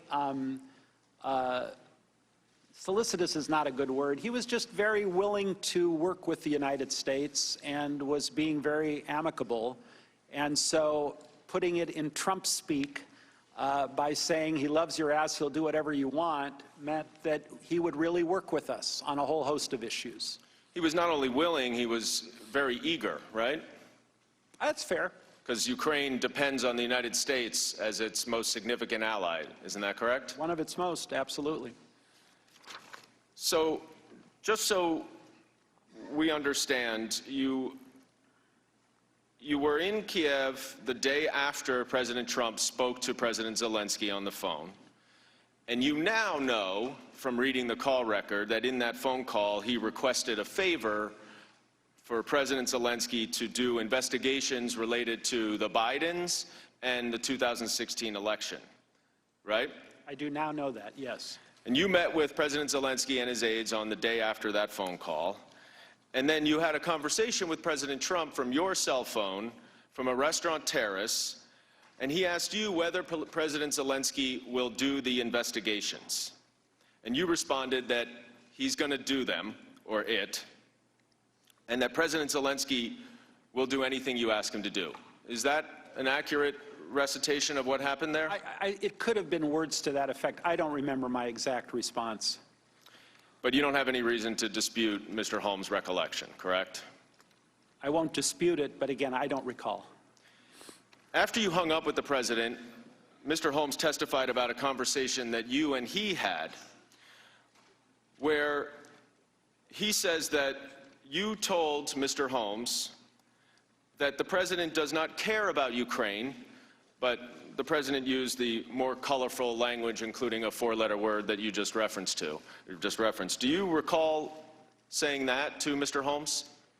Again, I don't recall my exact words, but clearly the president, beginning on May 23rd, when we met with him in the Oval Office, was not a big fan.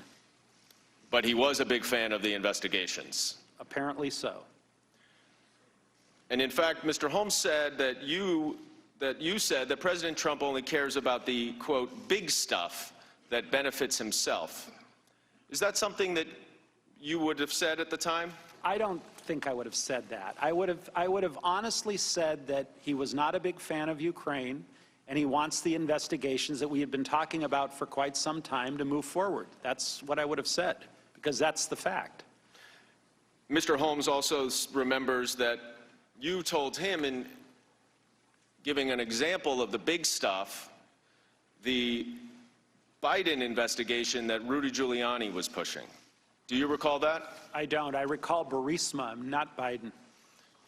But do you recall saying, at least referring to an investigation that Rudy Giuliani was pushing? Is that something that you likely would have said? I would have, yes. Now, even if you don't recall specifically mentioning the Biden investigation to David Holmes, we know that it was certainly on President Trump's mind. Because just the day before, in his call with President Zelensky, he mentions specifically the Biden investigation. And I want to show you that exhibit, or that excerpt from the call on July 25th, where President Trump says, the other thing, there's a lot of talk about Biden's son, that Biden stopped the prosecution, and a lot of people want to find out about that. So whatever you can do with the Attorney General would be great. Biden went around bragging that he stopped the prosecution, so if you can look into it, it sounds horrible to me. President Zelensky then responds with a reference to the company that he's referring to, and two witnesses yesterday said that when President Zelensky actually said the company, he said Burisma. So you would agree that regardless of whether you knew about the connection to the Bidens, at the very least that you now know that that's what President Trump wanted at the time through the Burisma investigation. I now know it all, of course. And at this time, you were aware of the president's desire, along with Rudy Giuliani, to do these investigations, including the 2016 election interference investigation. Is that right? That's correct. And you said President Trump had directed you to talk, you and a couple the others, to talk to Rudy Giuliani at the Oval Office on May 23rd. Is that right? If we wanted to get anything done with Ukraine, it was apparent to us we needed to talk to Rudy. Right. You understood that Mr. Giuliani spoke for the president, correct? That's correct. And in fact, President Trump also made that clear to President Zelensky. In that same July 25th phone call, he said, Mr. Giuliani is a highly respected man. He was the mayor of New York City, a great mayor, and I would like him to call you. I will ask him to call you along with the Attorney General. Rudy very much knows what's happening, and he is a very capable guy. And after this, President Trump then mentions Mr. Giuliani twice more in that call.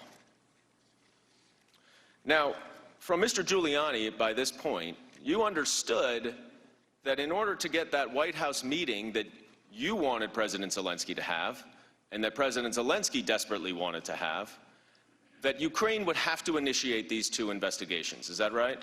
Well, they would have to announce that they were going to do it. Right, because Giuliani and President Trump didn't actually care if they did them, right? I never heard, Mr. Goldman, anyone say that the investigations had to start or had to be completed. The only thing I heard from Mr. Giuliani or otherwise was that they had to be announced in some form, and that form kept changing. Announced publicly? Announced publicly. And you, of course, recognize that there would be political benefits to a public announcement as opposed to a private confirmation, right? Well, the way it was expressed to me was that the Ukrainians had a long history of committing to things privately and then never following through. So President Trump presumably, again, communicated through Mr. Giuliani, wanted the Ukrainians on record publicly that they were going to do these investigations. That's the reason that was given to me. But you never heard anyone say that they really wanted them to do the investigations, just that they wanted to announce them. I didn't hear either way. Now, your July 26th call with the president was not the only time that you spoke to the president surrounding that Ukraine trip, was it? I believe I spoke to him before his call. And that would be on July 25th, the day before. Yeah, I think I was flying to Ukraine, and I spoke with him, if I recall correctly, just before I got on the plane. So that's 2 private telephone calls with President Trump in the span of 2 days. Is that right? Correct. You had direct access then to President Trump, correct? I had occasional access when he chose to take my call. Sometimes he would, sometimes he wouldn't. Well, he certainly took your call twice as it related to Ukraine on these 2 days, is that right? He did. Now, the morning of July 25th, you texted Ambassador Volker, and we could bring up the next text exchange, at 7:54 a.m., and you said, call ASAP. Ambassador Volker did not respond to you for another hour and a half, and he said, hi, Gordon, got your message, had a great lunch with Yermak, and then passed your message to him. He will see you tomorrow. Think everything in place. Volker, though, an hour before that, and about a half an hour before the phone call, had texted Andrei Yermak, a top aide for President Zelensky. And he wrote, good lunch, thanks. Heard from White House. Assuming President Z convinces Trump he will investigate, get to the bottom of what happened in 2016, we will nail down date for visit to Washington. Good luck, see you tomorrow. Ambassador Sondland, was this message that Kurt Volker passed to Andrei Yermak the message you left for Kurt Volker on that voicemail that he referenced? You know, I don't remember, Mr. Goldman, but it very well could have been. You don't have any reason to think it wasn't, right? Again, I honestly don't remember, but seems logical to me. And if Ambassador Volker testified that he did get that message from you, you have no reason to doubt that, No, if he testified that he got that message from me, then I would concur with that. So is it fair to say that this message is what you received from President Trump in that phone call that morning? Again, if he testified to that, to refresh my own memory, then yes, likely I would have received that from President Trump. But the sequence certainly makes sense, right? Yeah, it does. You talked to President Trump. You told Kurt Volker to call you. You left a message for Kurt Volker. Kurt Volker sent this text message to Andrei Yermak to prepare President Zelensky. And then President Trump had a phone call where President Zelensky spoke very similar to what was in this text message, right? Right. And you would agree that the message in this that is expressed here is that President Zelensky needs to convince Trump that he will do the investigations in order to nail down the date for a visit to Washington, D.C. Is that correct? That's correct.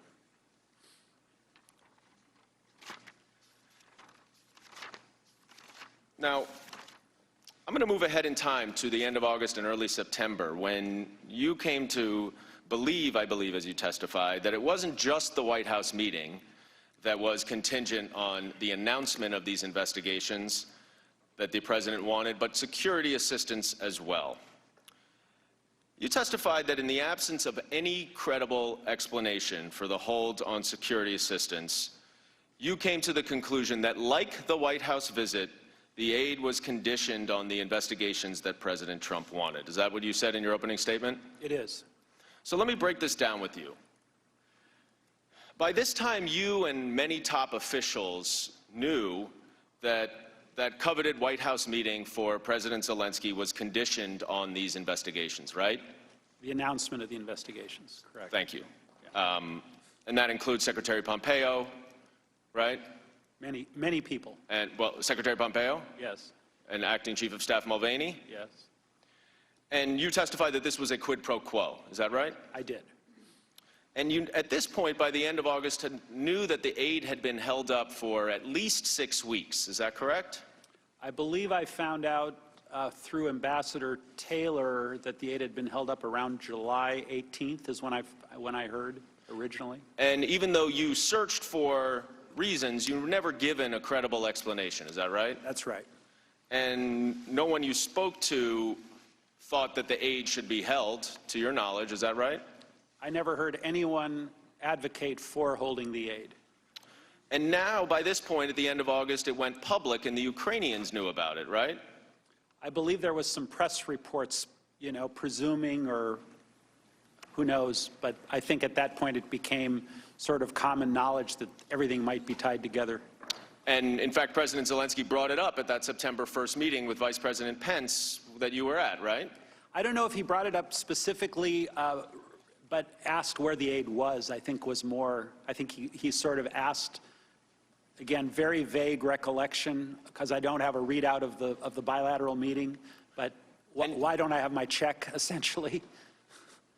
And you understood the Ukrainians received no credible explanation. Is that right? I certainly couldn't give them one. So is this kind of a 2 + 2 = 4 conclusion that you reached? Pretty much.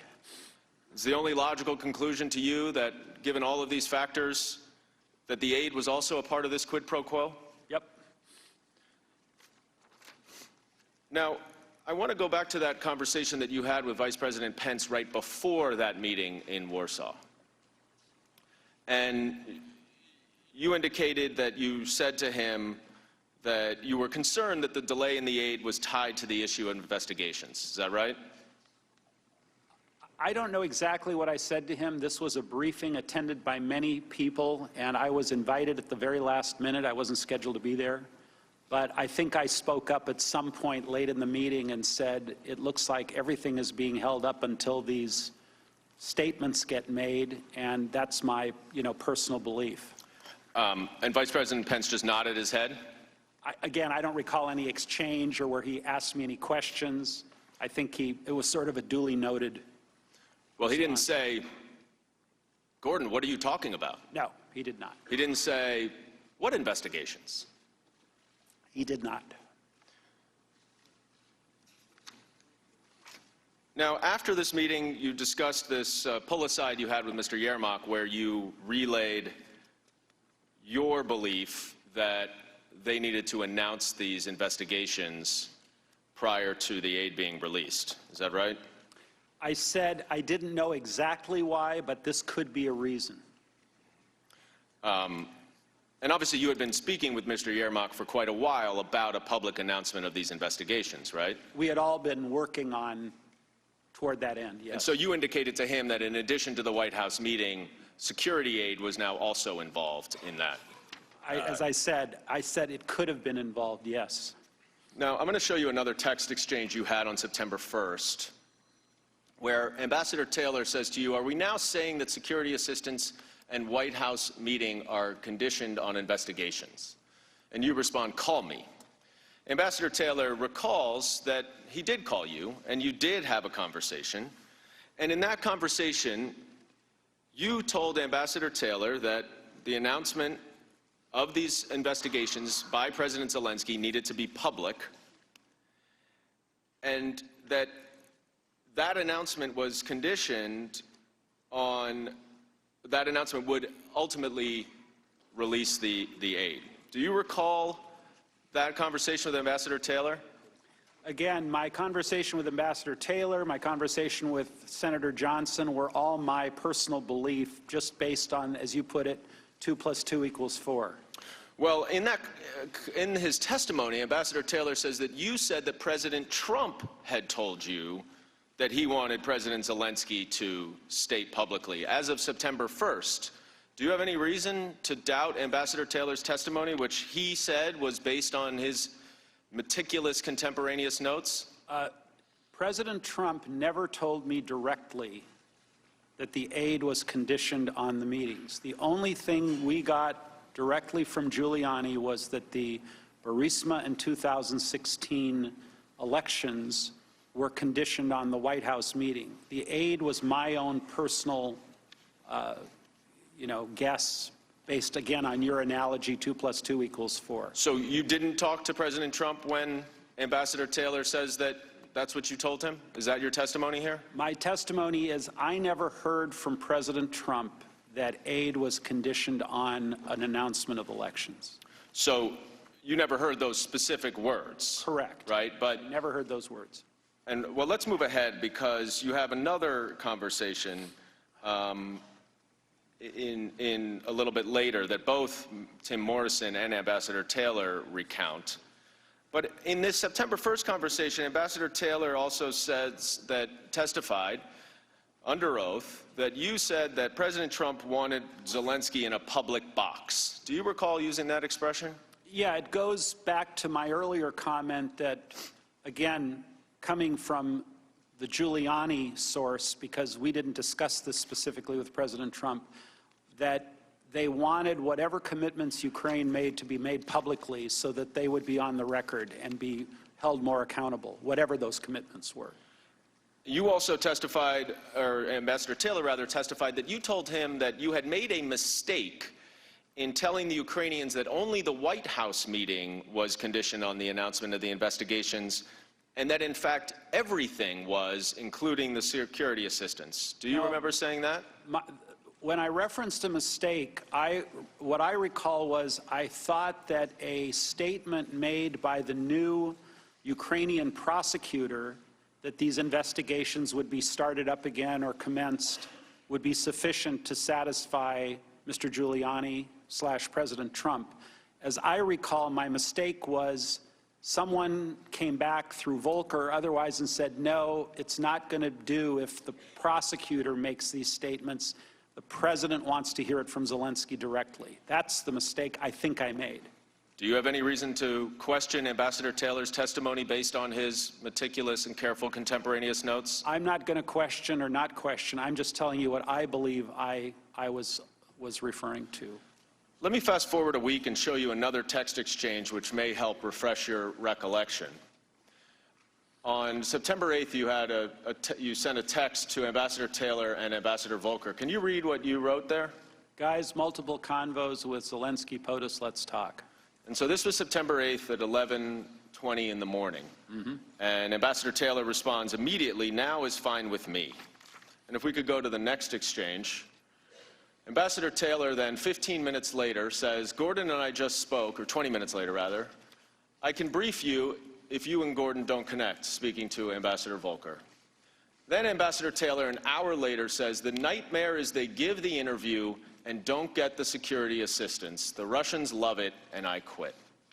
You would agree that in this text message, after you had spoken an hour earlier with Ambassador Taylor, that he is linking the security assistance to this interview, this public announcement by President Zelensky. Is that right?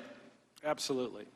And in fact, Ambassador Taylor testified that you did have a conversation with him at that point, and that you told him that, just as your text message indicates, you did have a conversation with President Trump prior to that text message. Does that help to refresh your recollection that you, in fact, spoke to President Trump at that time? Again, I don't recall President Trump ever talking to me about any security assistance, ever. What this tells me, refreshing my memory, is that by the 8th of September, it was abundantly clear to everyone that there was a link and that we were discussing the chicken and egg issue of should the Ukrainians go out on a ledge and make the statement that President Trump wanted them to make, and then they still don't get their White House visit and their aid. That would be really bad for our credibility. I think that's what he was referring to. So you do acknowledge you spoke to President Trump as you indicated in that text, right? If I said I did, I did. And that after that conversation, you were still under the impression that the aid was contingent on these public announcements. I did not get that from President Trump, but I was under the impression that absolutely it was contingent. Well, you weren't dissuaded then, right? Because you still thought that the aid was conditioned on the public announcement of the investigations after speaking to President Trump. By September 8th, I was absolutely convinced it was. And President Trump did not dissuade you of that in the conversation that you acknowledge you had with him? I don't ever recall, because that would have changed my entire calculus. If President Trump had told me directly, I'm not... That's not what I'm asking, Ambassador Sondland. I'm just saying, you still believed that the security assistance was conditioned on the investigation after you spoke to President Trump. Yes or no? From a time frame standpoint, yes. Now, Ambassador Taylor also testified that, and Mr. Morrison, both of them testified, that you told them that President Trump said there was no quid pro quo, which you also included in that text message that you referred. But then you went on, and they had slight variations as to what you told them, but then you said that to Ambassador Taylor that President Zelensky himself, not the prosecutor general, needed to clear things up in public or there would be a stalemate. And Mr. Morrison recounted something similar.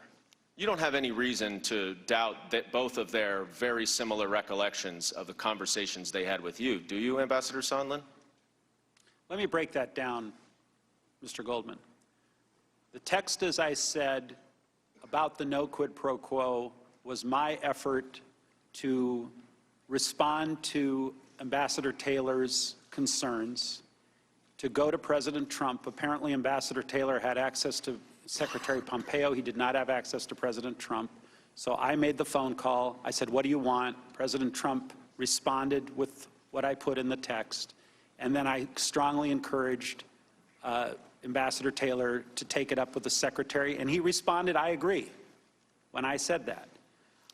As far as the other part of your question relating to whether or not the prosecutor could make the statement or Zelensky could make the statement, I don't recall who told me, whether it was Volker, whether it was Giuliani, or whether it was President Trump, it's got to be Zelensky, it can't be the prosecutor. But that's what I relayed. Whoever I got that information from, I relayed that to, I believe, both Ambassador Taylor and to Mr. Morrison. But as of September 9th, you understood, did you not, that President Trump, either himself or through his agents, required that President Zelensky make a public announcement of the two investigations that President Trump cared about in order to get both the White House meeting and to release the security assistance. Is that correct? I believe that is correct. Mr. Chairman, I yield back. That concludes our 45 minutes. I now recognize Mr. Nunes. Oh, okay. Why don't we take a 5 or 10 minute break? Thank you.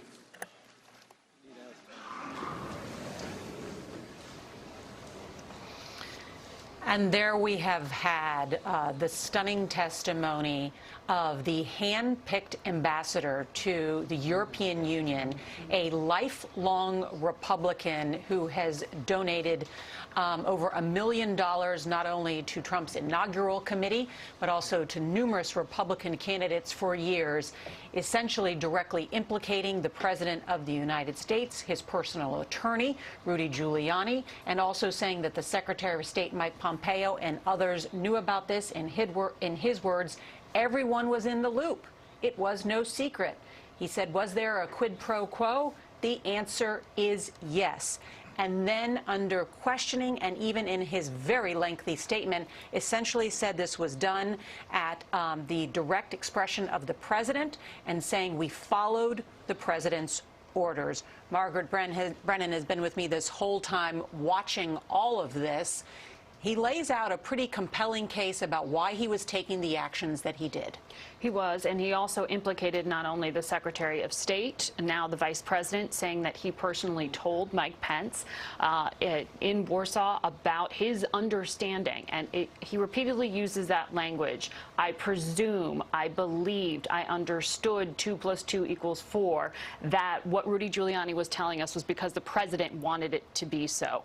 But he did give himself a little wiggle room, saying, I don't recall Trump ever talking to me about security assistance. So he is putting Rudy Giuliani really very much at the center of this plan that was floated to try to withhold one thing for the other. And Sondland today is saying there was a quid pro quo, very different from the first version of his deposition. Right.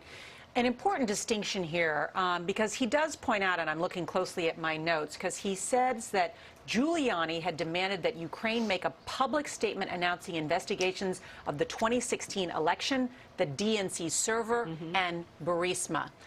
Now, that's noteworthy. Why?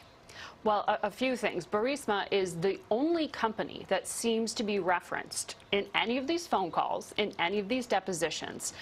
It happens to be the same gas company that Hunter Biden served on the board of. Yet, we have heard Kurt Volker, we heard Ambassador Sondland, we heard Tim Morrison, an NSC official, all claim that none of them knew that this one particular company that was of such interest was directly linked to the Bidens, and that was the source of the president's interest. And yet that contradicts the president's own phone call transcript. Also interesting, as you point out there, the reference to the 2016 election and specifically the DNC server, because as you have heard, the Attorney General is looking into the origins of the 2016 election meddling investigation that was carried out by Robert Mueller.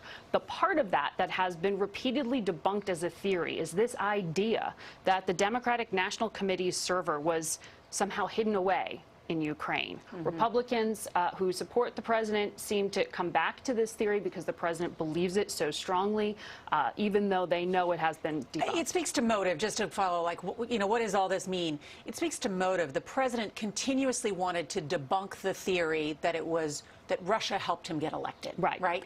And so this idea that there was this server inside the DNC that's now in Ukraine is part of this conspiracy theory that the president has come to reference on occasion. It gets back to the president's mindset that this has to do with the validity of his own election, but also that he has held this grudge, as you've heard many refer to in these testimonies, that the president didn't want to do what he was doing in terms of supporting security aid to Ukraine. And he continually came back to, I don't want to help these people. I don't want to provide this aid. All right. Let's bring in Major Garrett, who is our chief Washington correspondent and has covered the Hill for many years. Major, to just bring an old phrase like our friend Bob Sheeper, have you ever seen anything like it, what you saw today? No, and it's important to talk about what Ambassador Sondland said and then didn't say, but then over the course of questioning more or less conceded. What he said up front is quid pro quo on this meeting between President Zelensky and President Trump. And he tried to separate that from the security assistance. But over questioning, being reminded of text messages, the sequence of phone calls, and the like, he more or less came to the conclusion and testified, yes, I came to understand the security assistance being held back, which he never got an explanation for, was tied to this public expression from Ukraine to have these investigations. And what's also important as this evolves is you heard Chairman Schiff, Adam Schiff, the Democrat from California, describe the two things, a meeting with the president and security assistance, as what? Official acts. And then he said, is it your belief, Ambassador Sondland, that the things that the president wanted, these underlying investigations, were of some value to you? Why are those words being used? Official act, thing of value. I think Nora and Margaret know where I'm going with this. This would come closer to what Democrats have said, but evidentiary have been far from approving, that there's some component of bribery involved in this entire saga, that there is something of official value, an official act rather, and something of value, one for the other. And the sequencing that came through in Ambassador Sondland's testimony, because he talked so frequently to the president and his designated non-government operative in Ukraine, Rudy Giuliani, tied these things together. Stand by, Major. Want to touch base with Chairman Schiff, who is briefing reporters right now. Listen, let's listen in. Just how significant the president's obstruction of this investigation has been. We now can see the veneer has been torn away, just why Secretary Pompeo and President Donald Trump do not want any of these documents provided to Congress, because apparently they show, as Ambassador Sondland has testified, that the knowledge of this scheme to condition official acts, a White House meeting, and $400 million in security assistance to an ally at war with Russia was conditioned on political favors the president wanted for his reelection. So I think a very important moment in the history of this inquiry. You know, interesting there, you hear, of course, as Major just previewed it very well, what Chairman Adam Schiff saying this was conditioned official acts, which is, of course, the language that goes along with bribery. It was also interesting that Ambassador Sondland said that he says he shared repeatedly that the White House meeting and security assistance should have proceeded without preconditions of any kind. He also used the word about conditions. The other issue here is whether the Sondland's testimony and the documents that he wanted were blocked by the White House and the State Department. Want to bring in Weijia Zhang, who is at the White House, because we did hear Ambassador Sondland say that his lawyers have made multiple requests to the State Department and the White House for materials and that they were not provided to him, and that he also testified despite directives from the White House and the State Department to refuse to appear. That's right, Nora. So Ambassador Sondland is trying to cobble together this story, according to him, to the best of his recollection. But he has made clear that it would be a lot easier to do that if he could get those documents from the State Department and the White House. And so far, that is not happening, which, of course, begs the question, why not? The White House has said time and time again that it's not going to lend credibility to this investigation. But we have to ask if, there is no wrongdoing on the part of this administration, on the part of the president. Why not? Why not share what you do have as evidence and testimony from people who know what was going on?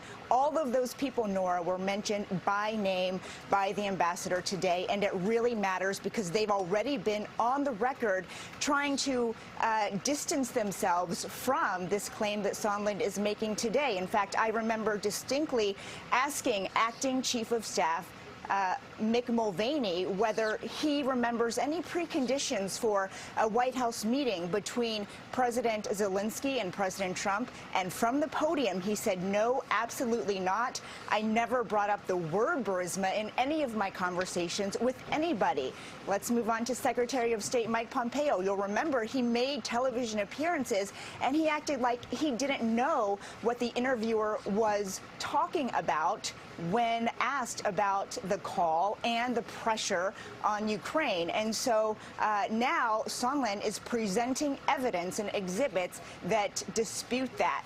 And it's important to note, Nora, that the president himself has already stumbled when he's addressed Ambassador Sondland. In the beginning, when all we had as evidence were those text messages that showed Sondland said there was no quid pro quo at the president's direction, the president said that Sondland was a great American, someone who was highly respected.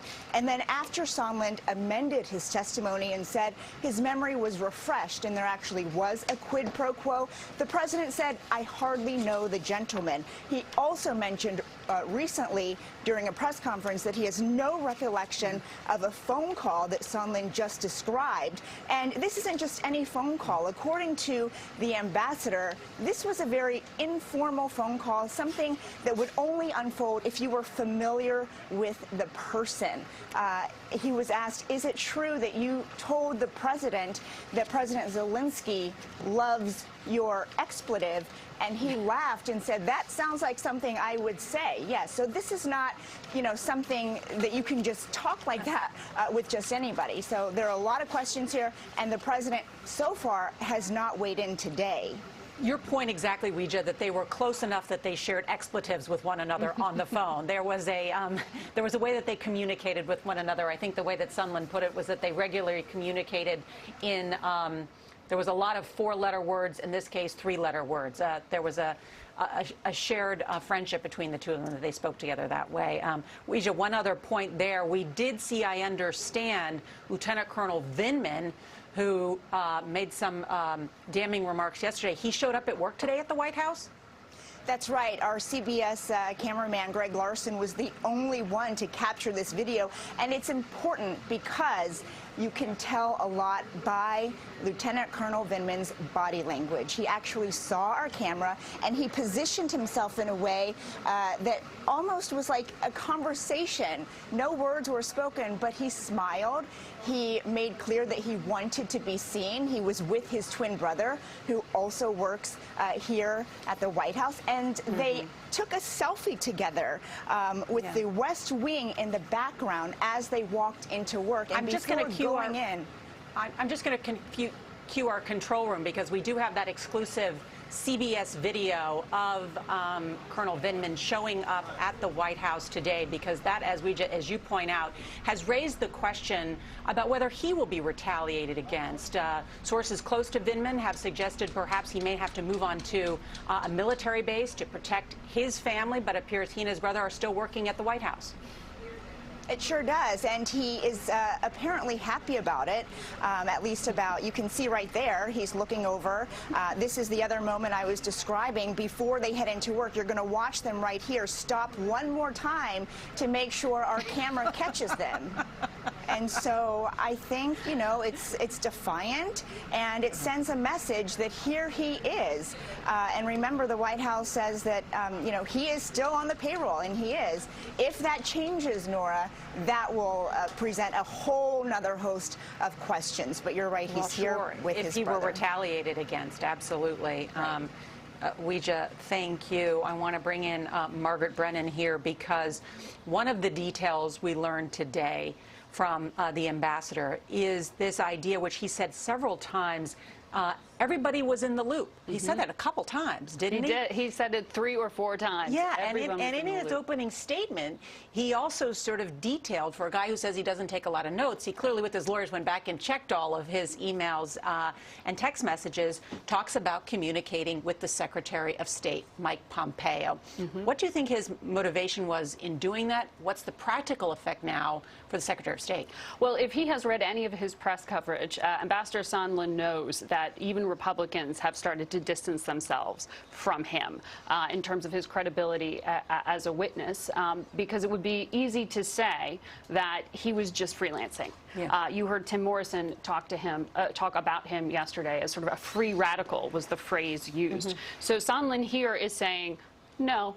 Actually, it went up the chain of command directly to the Secretary of State, not just Rudy Giuliani, and he says that members of the National Security Council were aware. That was him responding in some ways. And what about Giuliani? I mean, he says that they had to work with Giuliani, but they didn't really want to work with Giuliani. And in fact, at one point he says if he had known about Giuliani and the fact that he would later be under investigation for his participation with these other 2 men, he said he would have not wanted to work with him. I'm paraphrasing there. Right. Well, this also sort of destroys the fact that Rudy Giuliani now has these problems is linked to this probe being carried out by the Southern District of New York, and that 2 of his business associates have been indicted.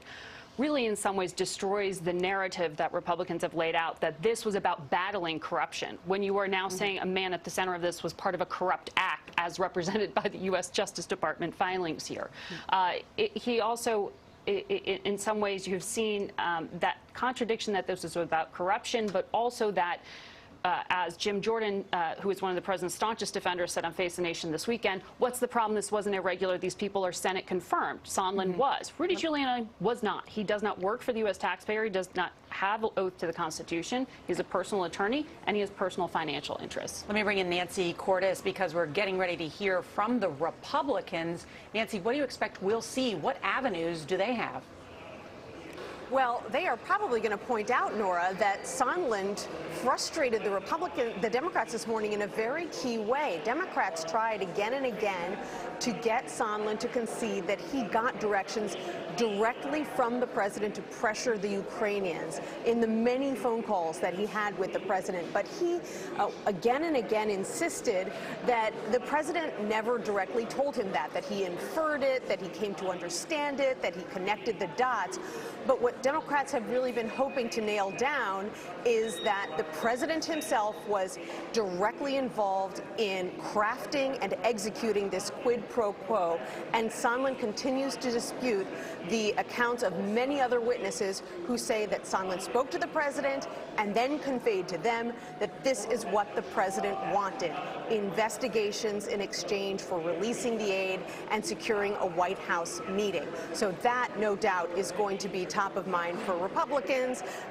Democrats are going to say that he's just doing this in order to protect the president.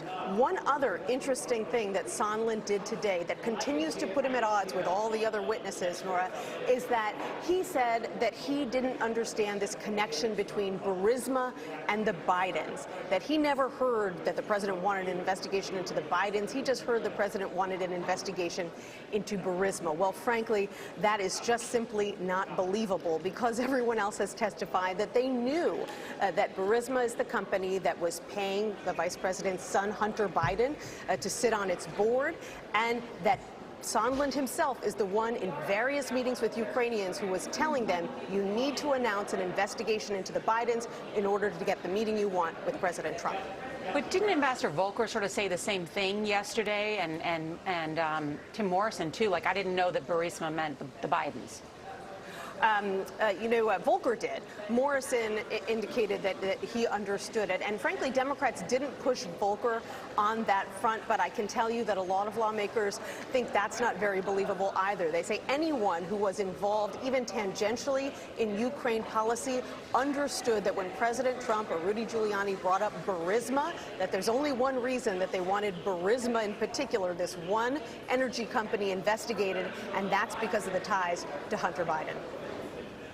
All right, Nancy Cordes there as we watch the ambassador and his attorney take center stage in this huge room inside the House of Representatives. And the hearing has come to order. Let's listen. Ranking Member Nunes and Minority Counsel for 45 minutes of questions. Thank the gentleman. For those of you watching at home, that was not a bathroom break. That was actually a chance for the Democrats to go out and hold a press conference, Ambassador, for all the supposed bombshells that were in your opening testimony. I want to get back to the facts of the matter here. And the thing that the Democrats have been unwilling to accept is that their operatives got campaign dirt from Ukrainians in the 2016 election. Now, they know it. They know it's true because we have financial records that show it. So the Democrats were heavily involved working with Ukrainians to dirty up the Trump campaign in 2016. So, Ambassador, I want to go through just a few of the incidents that we know. I know you may not know all about them. You may know about them now. But I want to walk through some of those examples of why the president may be very upset with Ukraine and think that they're a country that's out to get him, as I think both you've said that and Ambassador Volker have said that from that May 23rd meeting. The first question I have is, were you aware of the anti-Trump efforts by DNC operative Alexandra Chalupa? I'm not aware of it. So in 2000, there was a 2017 article that also quotes a Ukrainian parliamentarian, Artemenko, saying, quote, "It was clear that they were supporting," meaning Ukraine, "supporting Hillary Clinton's candidacy. And they did everything from organizing meetings with the Clinton team to publicly supporting her to criticizing Trump. I think that they simply didn't meet with the Trump campaign because they thought Hillary would win." Do you know that Ukrainian official by any chance that stated that? Were you aware that then Ukrainian ambassador to the U.S., Chalet, wrote an op-ed in The Hill during the 2016 presidential campaign criticizing then candidate Trump? Not aware. But you know that now after in the last few months. Correct. So probably one of the more disturbing ones is the Ukraine Internal Affairs Minister, Avakov, mocked and disparaged then candidate Trump on Facebook and Twitter. Were you aware that Serhiy Lyshenko, a Ukrainian parliamentarian, admitted that part of his motivation in spreading the information about the so-called Black Ledger, a disputed document purporting to reveal corruption by a former Trump campaign official, was to undermine the Trump candidacy? I wasn't aware. So you may be familiar, the Black Ledger was used in the 2016 election to dirty up a campaign associate, and later Mueller didn't use that as evidence in his report on election meddling. So knowing all these facts from high-ranking Ukrainian officials, Ambassador, probably makes a little more sense now as to why the president may think that there's problems with Ukraine and that Ukraine was out to get him. Is that correct? I understand your point, yes, Chairman. Because you said in your deposition, and I'm just going to make sure this was just read it back to you, on page 279 for your legal team. Quote, "They are all corrupt." This is what you said about your conversation with the president. So this is your words about what the president told you. This is the May 23rd meeting? That's correct. They are all corrupt. They are all terrible people, and you know, I don't want to spend any time with that. And he also said they tried to take me down. That's correct. When they try to take him down, I think any logical person that wants to do 2 + 2 = 4 games would say that that was in the 2016 election, wasn't it? I believe that's what he was referring to, yes, right. Ranking Member. So during all this time, and remember, in the spring, the Democrats' Russia hoax witch hunt is still ongoing. They're still claiming that President Trump is a Russian agent. They're out to get President Trump at the time. His personal attorney is then interested in trying to figure out, okay, who are these Ukrainians that are trying to get to my candidate? As those of us, the Republicans on this committee, who were also trying to get to the bottom of who were the sources in the Steele dossier that the Democrats had paid for. The House Republicans wanted to know that all through the spring and even the summer and even as of today, we'd still like to know. That's why we've subpoenaed the DNC operatives that they refused to subpoena. We sent a letter this morning. I doubt we'll see those subpoenas. We want to know exactly, get to the bottom of exactly who were these Democratic operatives that were dirtying up the Trump campaign in 2016. And they just can't get over that the president would send his personal attorney over there to try to get to the bottom of that. And Ambassador, you had very few dealings with Rudy Giuliani, a few text messages. A few text messages and a few phone calls. Right. So the whistleblower trying to put together here with their timeline, they seem to have a timeline problem because the whistleblower that only they know, who they won't subpoena, who clearly Mr. Vindman knows, who they blocked testimony yesterday from and would not allow Mr. Vindman to answer our questions. That whistleblower says on July 25th that there were all these promises being made. Yet I forget what they call it, the drug deal that the three amigos were cooking up seems to be their latest. You're part of the three amigos in the drug deal, Ambassador. Were you aware of any drug deal on July 25th when the phone call actually occurred? I don't know about any drug deal. Right. And did you know you were part of the three amigos?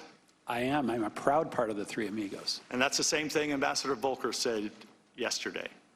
Because by the time the phone call that supposedly the whistleblower claims was the original quid pro quo, has now got down to, we're now a month later where you're involved and their quid pro quo has gotten down to the low level of, well, they want a statement. And you didn't even know about anything to do with, on July 25th, you knew nothing about military aid being withheld. I knew military aid was withheld beginning, I believe, on July 18th when Ambassador Taylor told both of us that that was the case. But you don't know about, you were not on the July 25th call. I was not. Where the aid doesn't come up at all. Again, I just read the readout when everyone else did. Well, we've had everybody's testified that was on the July 25th call, that there was no aid discussed on the July 25th call. So then you're in the process. You have no idea that this is tied to Burisma or anybody else. You say you don't realize that until the end of August. I didn't realize that aid was tied. The Burisma in 2016 piece was much earlier, Ranking Member. I'm glad you bring up Burisma, because this is another issue that the Democrats don't want to go into. They refuse to call in Hunter Biden. Hunter Biden could, to get to the bottom of all of this, he could come in and talk about whether or not it was appropriate for him to receive over $50,000 a month while his dad was vice president. And when they actually were able to stop and get an investigator fired, they could call in Hunter Biden, but they don't want to do it. But let's talk about Burisma, Ambassador. Now, I know you're the ambassador to the EU, and I think some of the members later will get into whether or not it was appropriate for you to be in Ukraine or not. I believe it was. I think you have a clear mandate to do it. But you wouldn't be the first ambassador to actually be interested in Burisma. Did you know that in September 2015, then Ambassador to Ukraine, Jeffrey Pyatt, publicly called for an investigation into Slavitsky, the president of Burisma? This was the Ukrainian ambassador appointed by President Obama in Ukraine. I wasn't aware of that, no. You were not aware of it? No. So you would not be the first one to be mentioning that investigations should be done on Burisma because it happened during the Obama administration. Did you know that financial records show Burisma routed more than $3 million to the American accounts tied to Hunter Biden? I did not know that. Did you know that Burisma's American lawyers tried to secure a meeting with the new state prosecutor the same day his predecessor, Victor Shokin, who the vice president wanted fired, was announced? Did not know that. Well, we're not going to get to the answer to many of these questions because the witnesses that need to come in and clarify exactly what the Democrats were doing in 2016, we're not going to be able to visit with those witnesses. And so it's an inconvenient truth that the Democrats don't want to admit. They're operatives that were dirtying up the Trump campaign using Ukrainian sources in 2016, and they do not want us to get to the bottom of it. They don't want you, Ambassador, to get to the bottom of it. They don't want the president's personal attorney, even though he's under a special counsel investigation that they fed into the FBI, that we've dealt with for over 3 years. They don't want to get to the bottom of that, Ambassador. I think Mr. Castro has some questions for you. Thank you, Mr. Nunes. Good morning, Ambassador. How are you? Good morning, Mr. Castor. Welcome back. You were here all day on the 17th, late into the night, so thank you for your cooperation with the investigation. Did the president ever tell you personally about any preconditions for anything? No. Okay, so the president never told you about any preconditions for the aid to be released? No. The president never told you about any preconditions for a White House meeting? Personally, no. You said you didn't have your records or your documents from the State Department, but if you did, there wouldn't be any document or record that ties President Trump personally to any of this, correct? Boy, I don't want to speculate what would be on... Your documents or records? I don't recall anything like that. Okay. No. Good heavens. Okay. You testified Mr. Giuliani's requests for a quid pro quo for the White House meeting, and you indicated that you believe that he was evincing President Trump's interests, correct? My contact with Mr. Giuliani began, as I said, very late in the process, after August 1st, when I was first introduced to him by a text from Ambassador Volker. So we had already begun those discussions, I believe, with the Ukrainians prior to August 1st, so everything was being funneled through others, including Mr. Volker. Okay. But you testified that Mr. Giuliani was expressing the desires of the president, correct? That's our understanding, yes. But how did you know that? Who told you? Well, when the president says, talk to my personal attorney, and then Mr. Giuliani, as his personal attorney, makes certain requests or demands, we assume it's coming from the president. I'm not testifying that I heard the president tell Mr. Giuliani to tell us, so if that's your question. Right, but at your deposition, you said the question was at the May 23rd meeting when the president said, go talk to Rudy. You responded, he didn't even say go talk. he said, talk to Rudy. You subsequently said it was sort of like, I don't want to talk about this. So it wasn't an order or a direction to go talk with Mr. Giuliani, correct? Our conclusion, and the conclusion of the three of us, was that if we did not talk to Rudy, nothing would move forward on Ukraine. Okay. And then that was May 23rd, and then you never had any personal communications with Giuliani until August, right? That's correct. And Volker was handling, Ambassador Volker was he the primary? Volker, Perry, and others. Okay. Ambassador Volker, you testified he's a professional diplomat, correct? Yes, he is. And you said you had a great relationship with him? I do, yes. You said he was a very smart guy? Yes. Ambassador Ivanovich said he's a brilliant diplomat, in fact. You agree with that? He's pretty smart. You stated that he's one of those people I'd hand my wallet to? I would.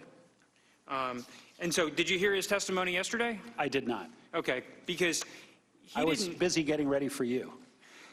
He didn't have any evidence of any of these preconditions. And he was the one most engaged with the Ukrainians, wasn't he? Yes. Okay, I mean, you testified, and this was his full-time job, although he was doing it for free. He was the special envoy. And you testified you came in and out of the events, correct? That's correct. Okay. At your deposition, we asked you about your communications with the president, and we asked you whether there were so many that it would be impossible to chronicle. And you said no, it wasn't that many. And we went down the path of building a list of communications you remember with the president, right? Correct. We talked about May 23rd in the Oval Office. Yes. You mentioned on July 25th, before you went to Ukraine, you called the president, but there was no material information on the 25th call, correct? Not that I recall. Okay, then the last Friday, Mr. Holmes came in, and I guess his testimony refreshed your recollection? Yeah, what refreshed my recollection was when he mentioned ASAP Rocky, then all of a sudden it came back to me. Yeah. And talking about President Zelensky loving the president and so forth? Well, the whole thing sort of came back to me after he mentioned ASAP Rocky. And then the next time, we tried to unpack this, the next time you talked with the president was on the telephone was September 9th, according to your deposition, right? I may have even spoken to him on September 6th, but again, I just don't have all the records. I wish I could get them. Then I could answer your questions very easily. Okay. But on September 9th, at least at your deposition, you were extremely clear. You called the president. You said he was feeling cranky that day, right? He seemed very cranky to me. And you said, in no uncertain terms, and this is on the heels of the Bill Taylor text, right? Right. And why don't you tell us, what did the president say to you on September 9th that you remember? Well, words to the effect, I decided to ask the president the question in an open-ended fashion because there were so many different scenarios floating around as to what was going on with Ukraine. So rather than ask the president 9 different questions, is it this, is it this, is it that, I just said, what do you want from Ukraine? I may have even used a 4-letter word. And he said, I want nothing. I want no quid pro quo. I just want Zelensky to do the right thing, to do what he ran on, or words to that effect. And that gave me the impetus to respond to Ambassador Taylor with the text that I sent. As I said to Mr. Goldman, it was not an artfully written text. I should have been more specific, put it in quotes, something like that. But basically, I wanted Mr. Taylor, Ambassador Taylor, to pick up the ball and take it from there. I had gone as far as I could go. And you believe the president, correct? You know what? I'm not going to characterize whether I believed or didn't believe. I was just trying to convey what he said on the phone. Okay, and at that point in time, the pause in the aid was paused for 55 days. There was a news article in Politico on August 28th talking about it. So by that point in time, the president had been receiving calls from senators. He had been getting pressure to lift the aid, correct? That's what I understand, yes. I want to turn back to your opener on page 5 under when you talk about it. In the absence of any credible explanation for the suspension of aid, I later came to believe that the resumption of security aid would not occur until there was a public statement from Ukraine committing to the investigations, correct? Correct. And you acknowledge that this is speculation, right? It was a presumption. Okay. That it was a guess. In fact, I think you even said this morning. Well, I want to say that it goes back to Mr. Goldman's point, or Chairman Schiff's 2 + 2 = 4 in my mind at that point. Okay, but you didn't have any evidence of that, correct? Other than the aid wasn't being released and we weren't getting anywhere with the Ukrainians. Okay, but did Ambassador Volker clue you in that that was the issue? I mean, this is a pretty high, this is a pretty serious conclusion you've reached without precise evidence. Well, I sent that email to Secretary Pompeo to set up a potential meeting between President Trump and President Zelensky in Warsaw. And when I referred to the logjam, I referred to the logjam in a very inclusive way. Everything was jammed up at that point, and Secretary Pompeo essentially gave me the green light to brief President Zelensky about making those announcements. Okay, we can turn to that. And then that was your email dated what date? Do you have the page there? Well, your email to Secretary Pompeo. Was that August 11th?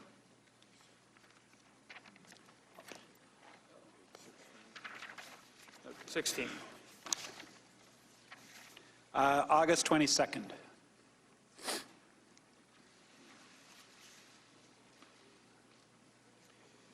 Okay, so you're asking Secretary Pompeo whether we should block time and work. I mean, is there any discussion of specific investigations? Is there any discussion of Biden or Burisma or anything linking to aid in this email that you sent to Pompeo? No, this was a proposed briefing that I was going to give President Zelensky.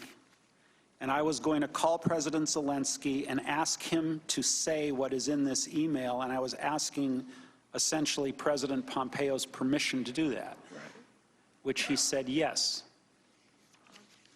But at that point in time, we're talking about investigations into the origins of the 2016 election. We're not talking about anything to do with Joe Biden. Joe Biden did not come up. Okay. Stepping back a page to your email to the State Department on August 11th, you email Secretary Pompeo and you say, Kurt and I negotiated a statement from Zelensky to be delivered for our review in a day or two. And the question I have here is that, that statement never was issued. And in fact, Ambassador Volker has testified that he didn't think it was a good idea, and ultimately the Ukrainians didn't think it was a good idea. And so the statement never reached a finalized state. That's correct. But even if it had, it doesn't talk about Biden's or Burisma or anything insidious, correct? Well, the statement, as I recall, would have mentioned the 2016 elections/DNC server and Burisma. Okay. It would not have mentioned the Bidens. And have you heard Ambassador Volker how he talks about what might be an investigation into Burisma? No. Okay. He has said that if there were Ukrainians engaged in violations of Ukrainian law, then the Prosecutor General with the new administration ought to investigate that. Did Ambassador Volker ever relate that to you? No, we just talked in generic terms about, quote, investigating Burisma. Okay. But it had nothing to do with Vice President Biden. I had never heard Vice President Biden come up until very late in the game. When? I don't recall the exact date, but when it all sort of came together, maybe after the transcript of the July 25th call. I don't know the exact date when I made the connection. Okay. Apparently, a lot of people did not make the connection. Okay. I want to turn to the letter from Senator Johnson. When he heard about some of these issues and the whole of the aid, he called the president. He called the president on August 31st. It's page 6 of his letter. Senator Johnson states, or he writes, I asked him, the president, whether there was some kind of arrangement where Ukraine would take some action and the hold would be lifted. Without hesitation, President Trump immediately denied such an arrangement existed.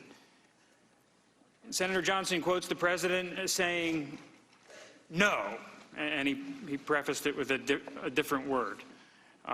No way, I would never do that. Who told you that? Senator Johnson says, I have accurately characterized the president's reaction as adamant, vehement, and angry. Senator Johnson's telephone call with the president wasn't a public event. It was capturing a genuine moment with the president. And he had, at this point in time, on August 31st, he was adamant, vehement, and angry that there was no connections to aid. There were no preconditions. Yeah, I had my meeting with Senator Johnson where, again, I had made the presumption that I had made to both Mr. Yermak and the email I had sent to Secretary Pompeo. And we were sort of ruminating about what was going on. And Senator Johnson, I believe, said, I'm going to call President Trump, and find out. And then he obviously had that phone call. I wasn't involved in that phone call. Okay. But you have no reason to disbelieve that wasn't the way it went down, right? No reason to disbelieve Senator Johnson. And now that you've had some time since your deposition and you submitted an addendum relating to the Warsaw get-together with Mr. Yermak, as you sit here today, I mean, are we missing a lot of your communications with the president? I haven't had that many communications with the president, and in fact, a bunch of the call records that I have had access to, just the short period of time on the call indicates I never got through. In other words, I was put on hold for 1 or 2 minutes and the call never connected. So I really can't give you an accurate count of how many conversations. Plus, Mr. Castro, I've had a lot of conversations with the president about completely unrelated matters that have nothing to do with Ukraine. But you don't think we're missing any material conversations that you have with the president? I don't recall any material conversations today as I'm sitting here. Or with Rudy Giuliani? Yeah, my memory about the conversations with Rudy Giuliani, whether they were direct, whether they were conference calls with Ambassador Volker or Secretary Perry, is really vague without seeing the call logs. Are there any other key fact witnesses that would help us, get to the bottom of whether there was any link to the aid and the? Maybe Brian McCormack, the chief of staff for Secretary Perry, who was involved in and out as well. Okay. Now, the aid was ultimately lifted on September 11th, correct? I believe that's correct. Okay. And Senator Johnson, in his letter on page 6, quotes the president on August 31st. Ron, I understand your position. We're reviewing it now, and you'll probably like my final decision. So even on August 31st, and this is before any congressional investigation started, the president was signaling to Senator Johnson that he was going to lift the aid. Sounds like it, yeah. Okay. And most of the other witnesses we talked to, whether it's from the Department of Defense or OMB or have told us that all along during this 55-day period, they genuinely believed the hold would be lifted. Was that your feeling too at the time? I didn't know, because every time I asked about the hold, I was never given a straight answer as to why it had been put in place to begin with. Now, what do you know about the Ukrainians' knowledge of the hold? Oh, that's very vague. I don't know if the Politico article triggered it. I don't know if they were told by Mr. Giuliani. It would be pure guesswork on my part, speculation. I don't know. Okay. I mean, during your deposition, you testified that you did not believe the Ukrainians believed were aware of the hold until the Politico article. Yeah. Again, I think I testified that I was not clear on the exact dates of when the light went on. There were a lot of conversations going on with the Ukrainians by a lot of people, so I don't know who communicated what to them. We have testimony from several witnesses that the president was concerned about foreign aid generally, and so he had an appetite to put holds on aid because he was trying to be a good steward of U.S. taxpayer dollars. Do you agree with that? I'm aware that that's been his position on aid and other matters, yes. And are you aware that he was also interested in better understanding the contributions of our European allies? That I'm definitely aware of. And there was some back and forth between the State Department officials trying to better understand that information for the president? Yes, that's correct. And how do you know that wasn't the reason for the hold? I don't. But yet you speculate that there was, you know, a link to this announcement. I presumed it, yes. Okay.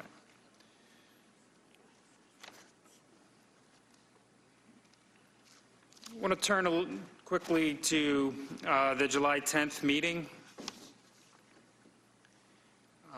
The July 10th meeting in Ambassador Bolton's office involving Ambassador Volker, Mr. Daniluk, Mr. Yarmak, has been the subject of some controversy.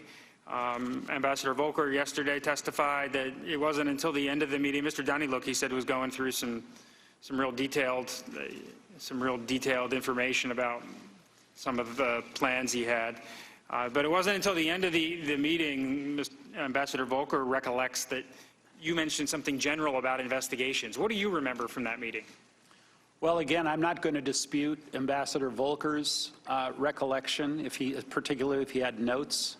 I know that the desire to have the 2016 election DNC server in Burisma were already being discussed by then. Again, I had no direct contact with Mr. Giuliani on July 10th, but through Ambassador Volker. And I probably mentioned that this needs to happen in order to move the process forward. That seemed to be the conventional wisdom at the time. I don't recall any abrupt ending of the meeting or people storming out or anything like that. That would have been very memorable if someone had stormed out of a meeting based on something I said. Okay, nobody accused you at that point in time of being involved with some sort of drug deal? No. Did Dr. Hill ever relate to you her concerns about you being involved in a drug deal? Never. Okay. So you were surprised when testimony emerged that she thought there was a drug deal going on? I was shocked. Okay. And in fact, after the meeting, you went out and you took a picture, right? Yeah, Ambassador Bolton or his assistant indicated that he was out of time, that he had another meeting to attend, and we all walked out of the White House. Everyone was smiling, everyone was happy, and we took a picture on the lawn on a nice sunny day. Okay. Then did you retire to the wardroom? I think Secretary Perry asked to use the wardroom to continue the conversation, and the real subject that was under debate, and it wasn't an angry debate, it was a debate, is should the call from President Trump to President Zelensky be made prior to the parliamentary elections in Ukraine or after the parliamentary elections? And there was good reason for both. We felt, Ambassador Perry, Ambassador Volker, and I thought it would help President Zelensky to have President Trump speak to him prior to the parliamentary elections, because it would give President Zelensky more credibility, and ultimately he would do better with his people in the parliamentary elections. Others, I believe, pushed back and said, no, it's not appropriate to do it before, it should be done after, and ultimately it was done after. Okay. There was no mention of Vice President Biden in the wardroom? Not that I remember, no. Or any specific investigation? Just the generic investigations. Okay. Yeah. When again did the Vice President Biden nexus come to your attention? Very late. Again, I can't recall the exact date the light bulb went on. It could have been as late as once the transcript was out, but it was always Burisma to me, and I didn't know about the connection between Burisma and Biden. And to the best of your knowledge, you never understood that anyone was asking Ukrainians to investigate U.S. persons, correct?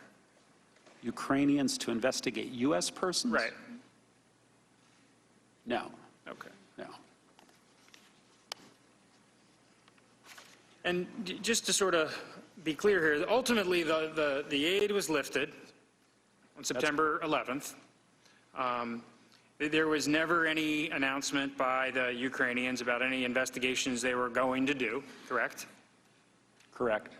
The Ukrainians never, to your knowledge, started any of these investigations, correct? Not to my knowledge. Consequently, these allegations that there was a quid pro quo that had to be enforced before the aid was released never came to fruition, right? I don't believe so.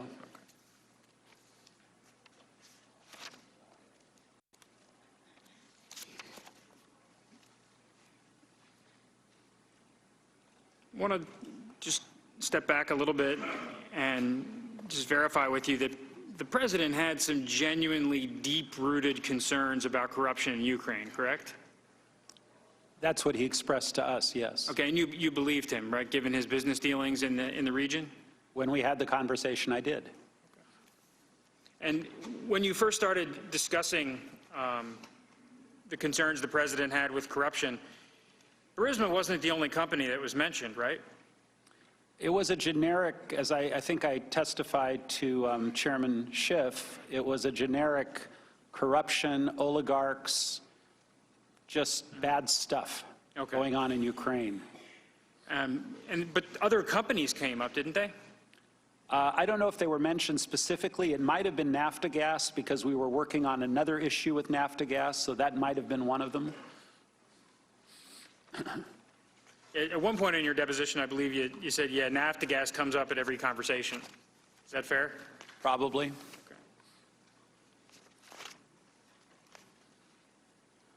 You had, I guess Dr. Hill at one point attributed to you the terminology that the president has given you a large remit. You familiar with her assertion of that? I didn't understand what she was talking about. Okay. But you have, and we got into this a little bit in your deposition, you know, you said that the president gave you a special assignment with regard to Ukraine, correct? Well, when the president appointed me to as the U.S. ambassador to the European Union, Ukraine was part of my portfolio. What made my assignment larger than just being part of my portfolio were the unique circumstances where there was no current sitting ambassador in Ukraine, and there was a new president in Ukraine. And the discussions that we had, the three amigos, Perry, Volker, and I, was that Ukraine needed extraordinary, as high a level support as it could get from the United States during this period, which we cleared with both Ambassador Bolton and with Chief of Staff Mulvaney to continue working on it. So by extension, yes, if the National Security Advisor and the Chief of Staff approve your remit, it really is coming from the President. Okay. When we asked you that at the deposition, you said I was spinning a little bit. I was spinning about something else, I think, in the interview in Kiev. Okay. And you further testified, so when I said the president gave me an assignment, it wasn't really the president, it was the secretary through the president. And that's where I received my direction, correct? Correct. Okay.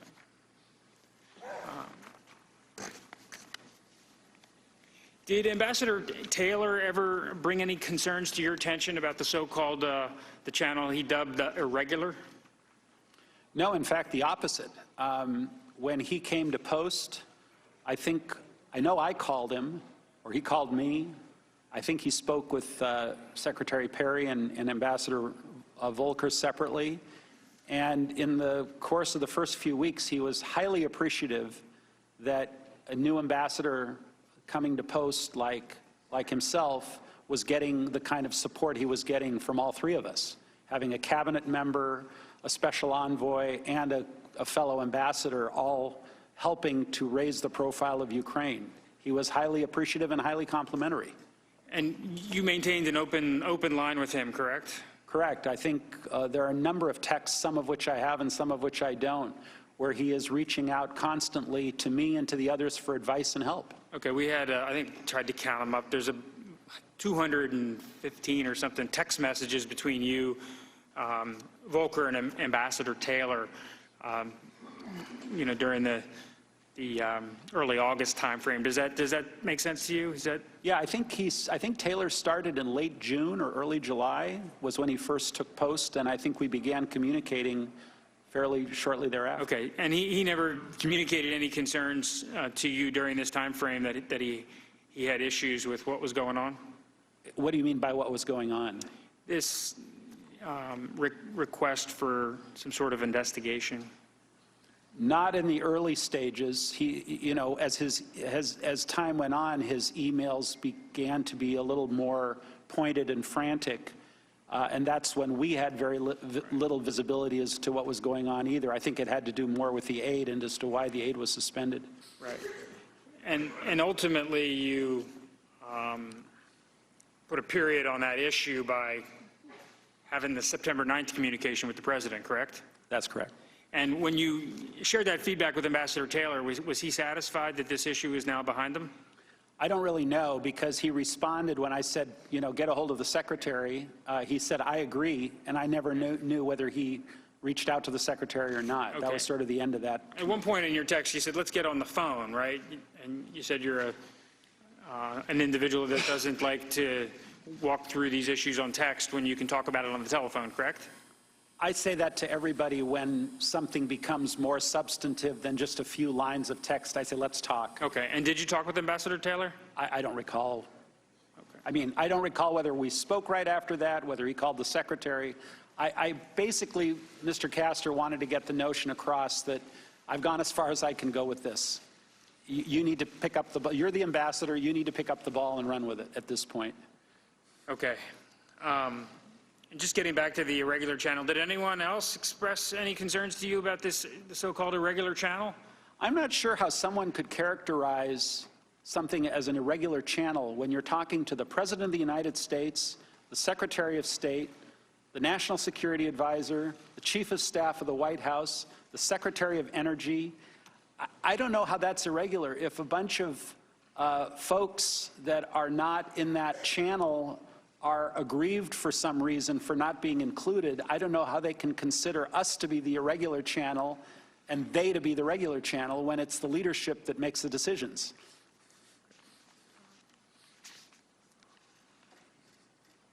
And so the concerns, raised were never brought to a head. Well, they were never raised. Okay. They were never raised. No one said, back off of Ukraine, this is dangerous, you're doing something that's untoward, we have concerns, there was a bad phone call on July 25th, there's talk about a drug cocktail or something. No one ever said that to me, by phone, by text, by email. I don't remember anybody sounding any alarm bell, because of course had someone mentioned it, I would have sat up and taken notice. Everyone's hair was on fire, but no one decided to talk to us. When you talk in your statement about in the absence of any credible explanation for the suspension of aid, I later came to believe, it was your speculation, it was your guess, that the resumption of security aid would not occur until there was a public statement from Ukraine committing to the investigations of 2016. And I believe you said that at this point, you believed everyone knew this. Is that correct? I think once that Politico article broke, it started making the rounds that, if you can't get a White House meeting without the statement, what makes you think you're going to get a, $400 million check? Again, that was my presumption. Okay. But you had no evidence to prove that, correct? That's correct.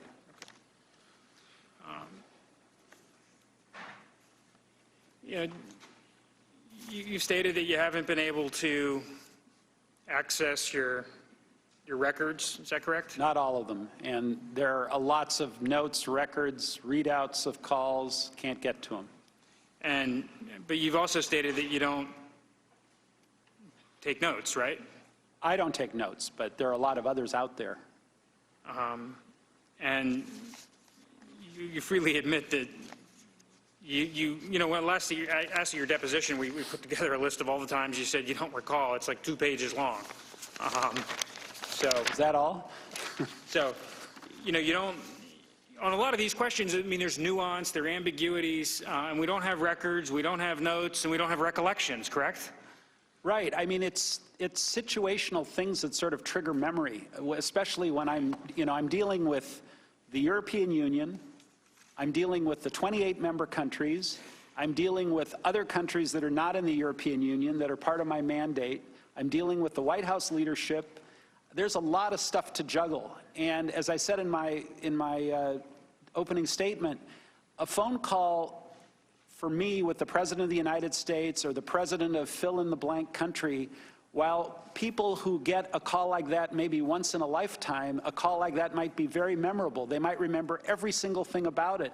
I'm doing that all day long, and I'm not saying it in a way of being braggadocio or anything like that, but it's part of my routine day. So all of these calls, these meetings with very important people tend to sort of blend together until I have someone that can show me what we discussed, what the subject was. Then all of a sudden it comes back. I mean, we're trying to get to the facts here. We're trying to find out what actually happened, what's reliable, what's accurate. Bill Taylor kept notes. He brought a little notebook in his pocket at his deposition, and he held it up, and he says, when I'm not at my desk, and I'm on the phone, I use this notebook. When I'm at my desk, I use a notebook. George Kent said he wrote just innumerable memos to the file. Catherine Croft, she testified that she didn't believe George Kent's notes would be accurate.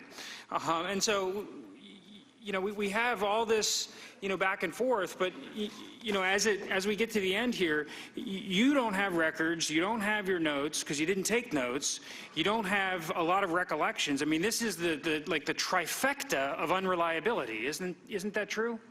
Well, what I'm trying to do today is to use the limited information I have to be as forthcoming as possible with you and the rest of the committee.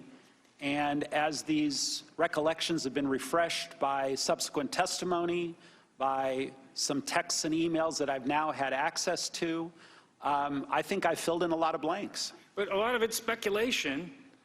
A lot of it is your guess, and we're talking about, you know, an impeachment of the President of the United States. So the evidence here ought to be pretty darn good. I've been very clear as to when I was presuming, and I was presuming on the aid. On the other things, Mr. Castor, I did have some texts that I read from. So when it comes to those, I'll rely on those texts because I don't have any reason to believe that those texts were, you know, falsely sent or that there's some subterfuge there. They are what they are. They say what they say. Okay, thank you, sir. Thank you.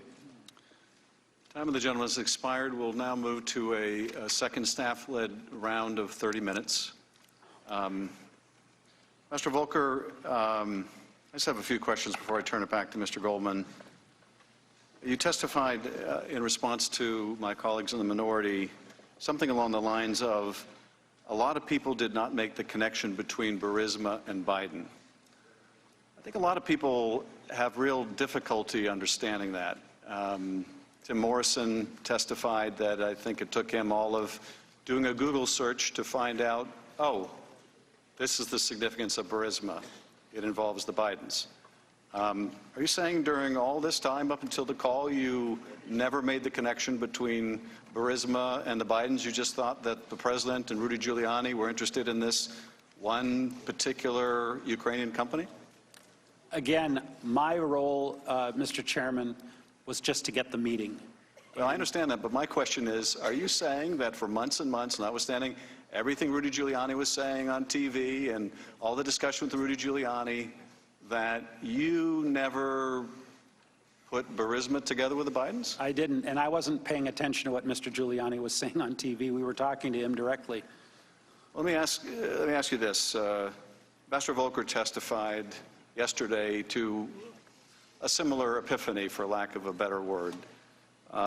This is what he said. In hindsight, I now understand that others saw the idea of investigating possible corruption involving the Ukrainian company Burisma as equivalent to investigating former Vice President Biden. I saw them very different, the former being appropriate and unremarkable, the latter being unacceptable. In retrospect, I should have seen that connection differently, and had I done so, I would have raised my own objections. Does that sum up your views as well? It does.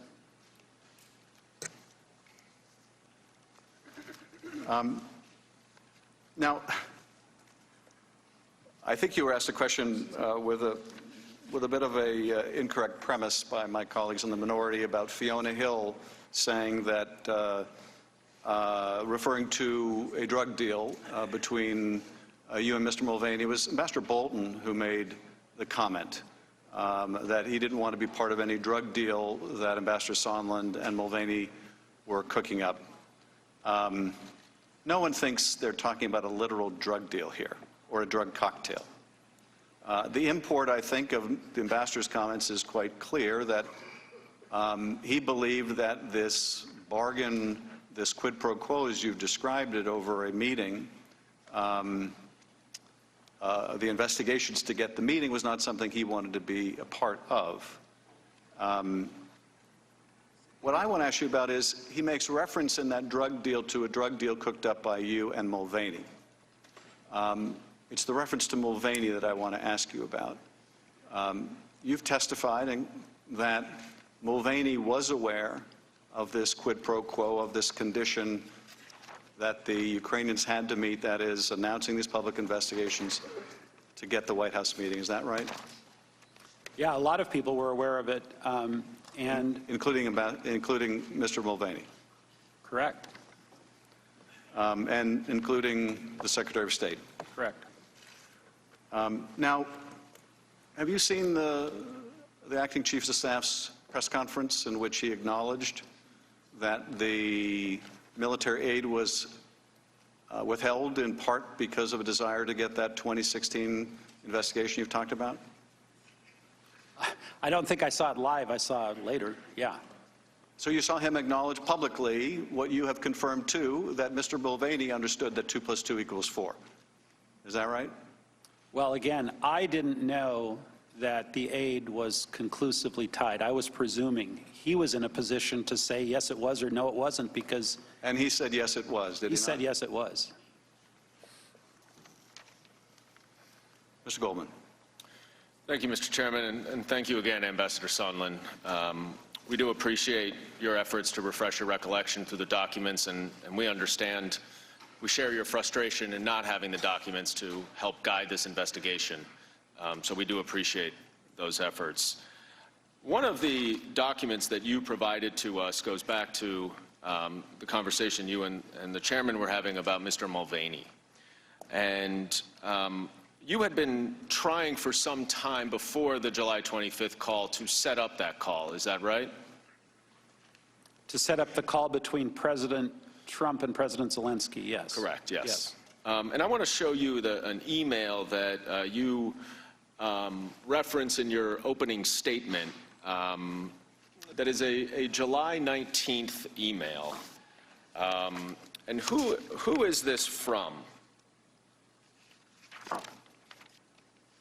It looks like is it from me? I don't know. It's from you, I believe. Yeah, it's from me to the group. Now, who is the group? People mentioned on the email: Blair, Kenna, McCormack, Mulvaney, Perry, Pompeo. And who's Robert Blair? I believe he's a deputy chief of staff or a advisor to the chief of staff.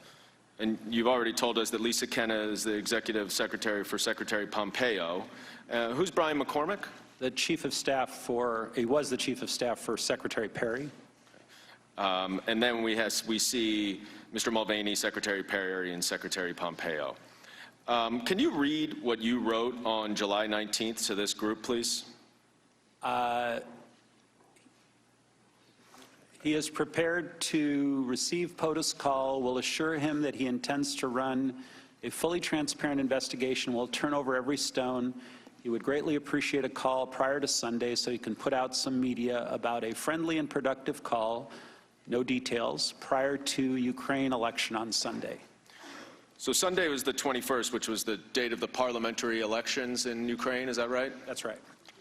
When you say we'll assure him that he intends to run a fully transparent investigation and will, quote, turn over every stone, unquote, what do you mean there? I'm referring to the Burisma and the 2016/DNC server investigations. Later that evening, Secretary Perry responds just to you and Brian McCormick, saying Mick just confirmed the call being set up for tomorrow by NSC, RP. And then a little later, Mr. Mulvaney replies to all, saying, I asked NSC to set it up for tomorrow.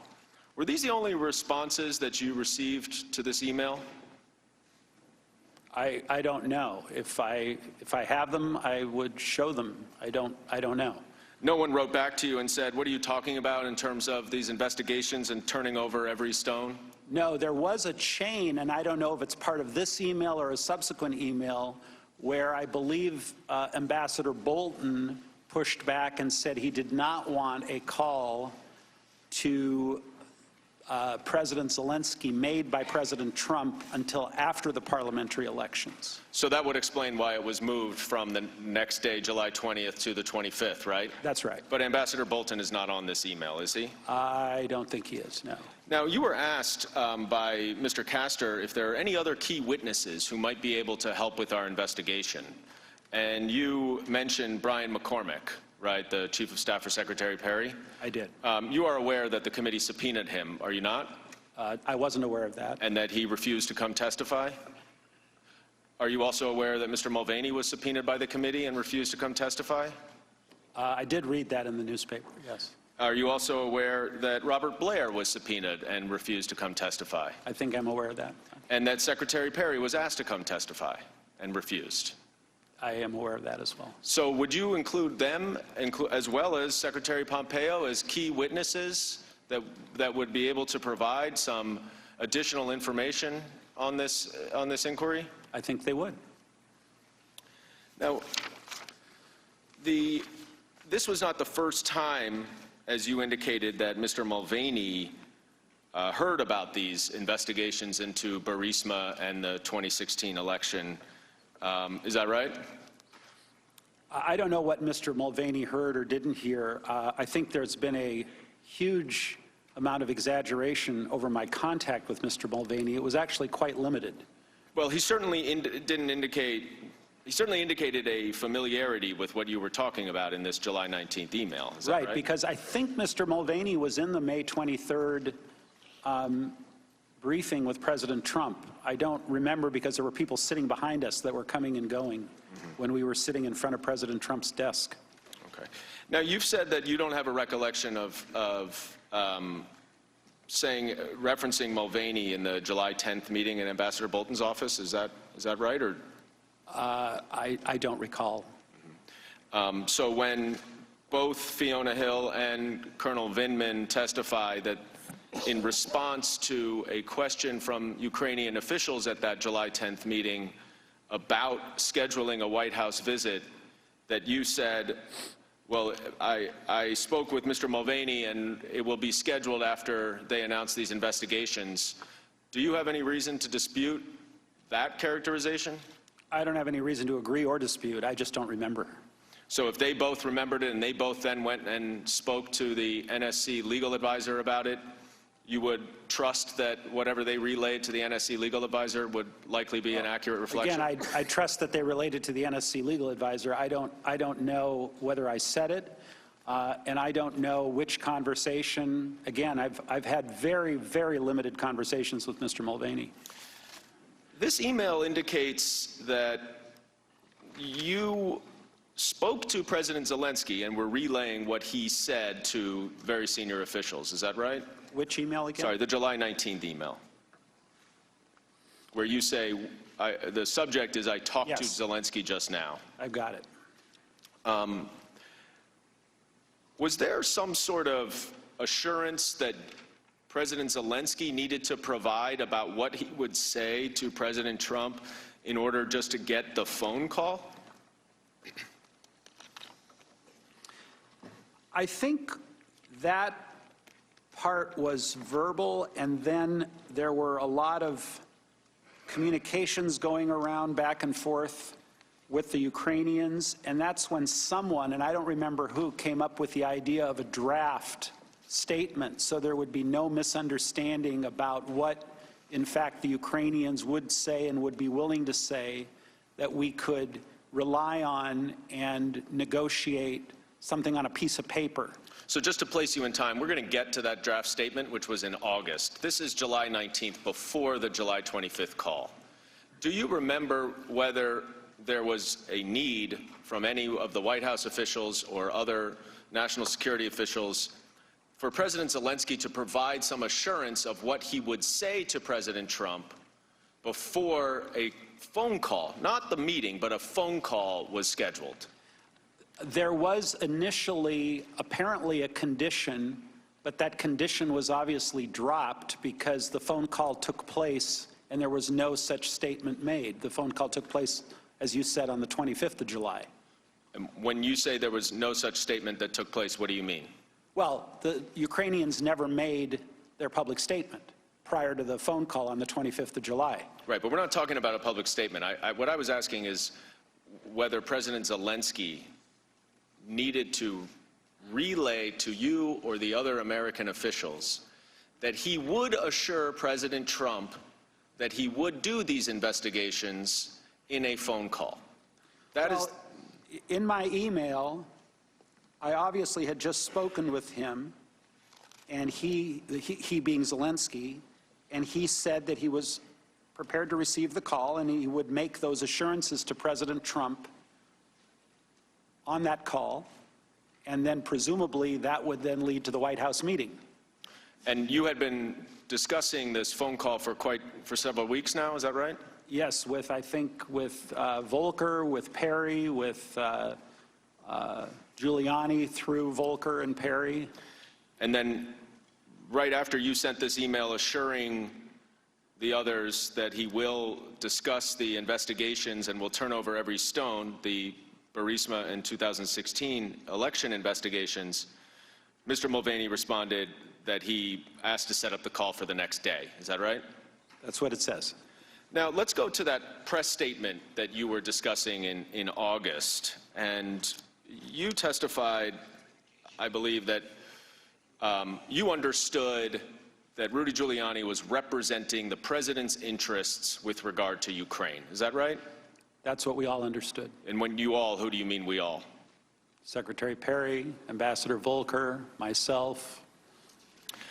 In August, you and Ambassador Volker were coordinating with Andrei Yermak, the Zelensky aide, about a press statement.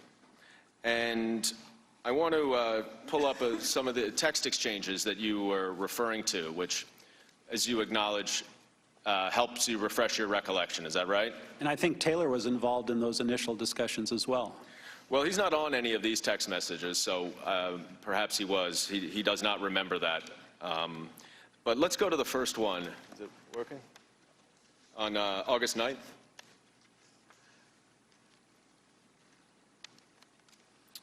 There's an exchange between Ambassador Volker and you where you are discussing setting up, we'll try to bring it up in a second, but I'll just summarize for you. You're discussing trying to set up a White House meeting, here it is, and you say Morrison ready to get dates as soon as Yermak confirms. Mr. Volker, or Ambassador Volker says, excellent, how did you sway him? You said, not sure I did, I think POTUS really wants the deliverable. What did you mean there? The commitment to do the investigations. And how did you know that the president wanted the deliverable? I don't recall. I may have had a conversation with him, or I may have heard it from someone else, but I don't recall, again, without all these records.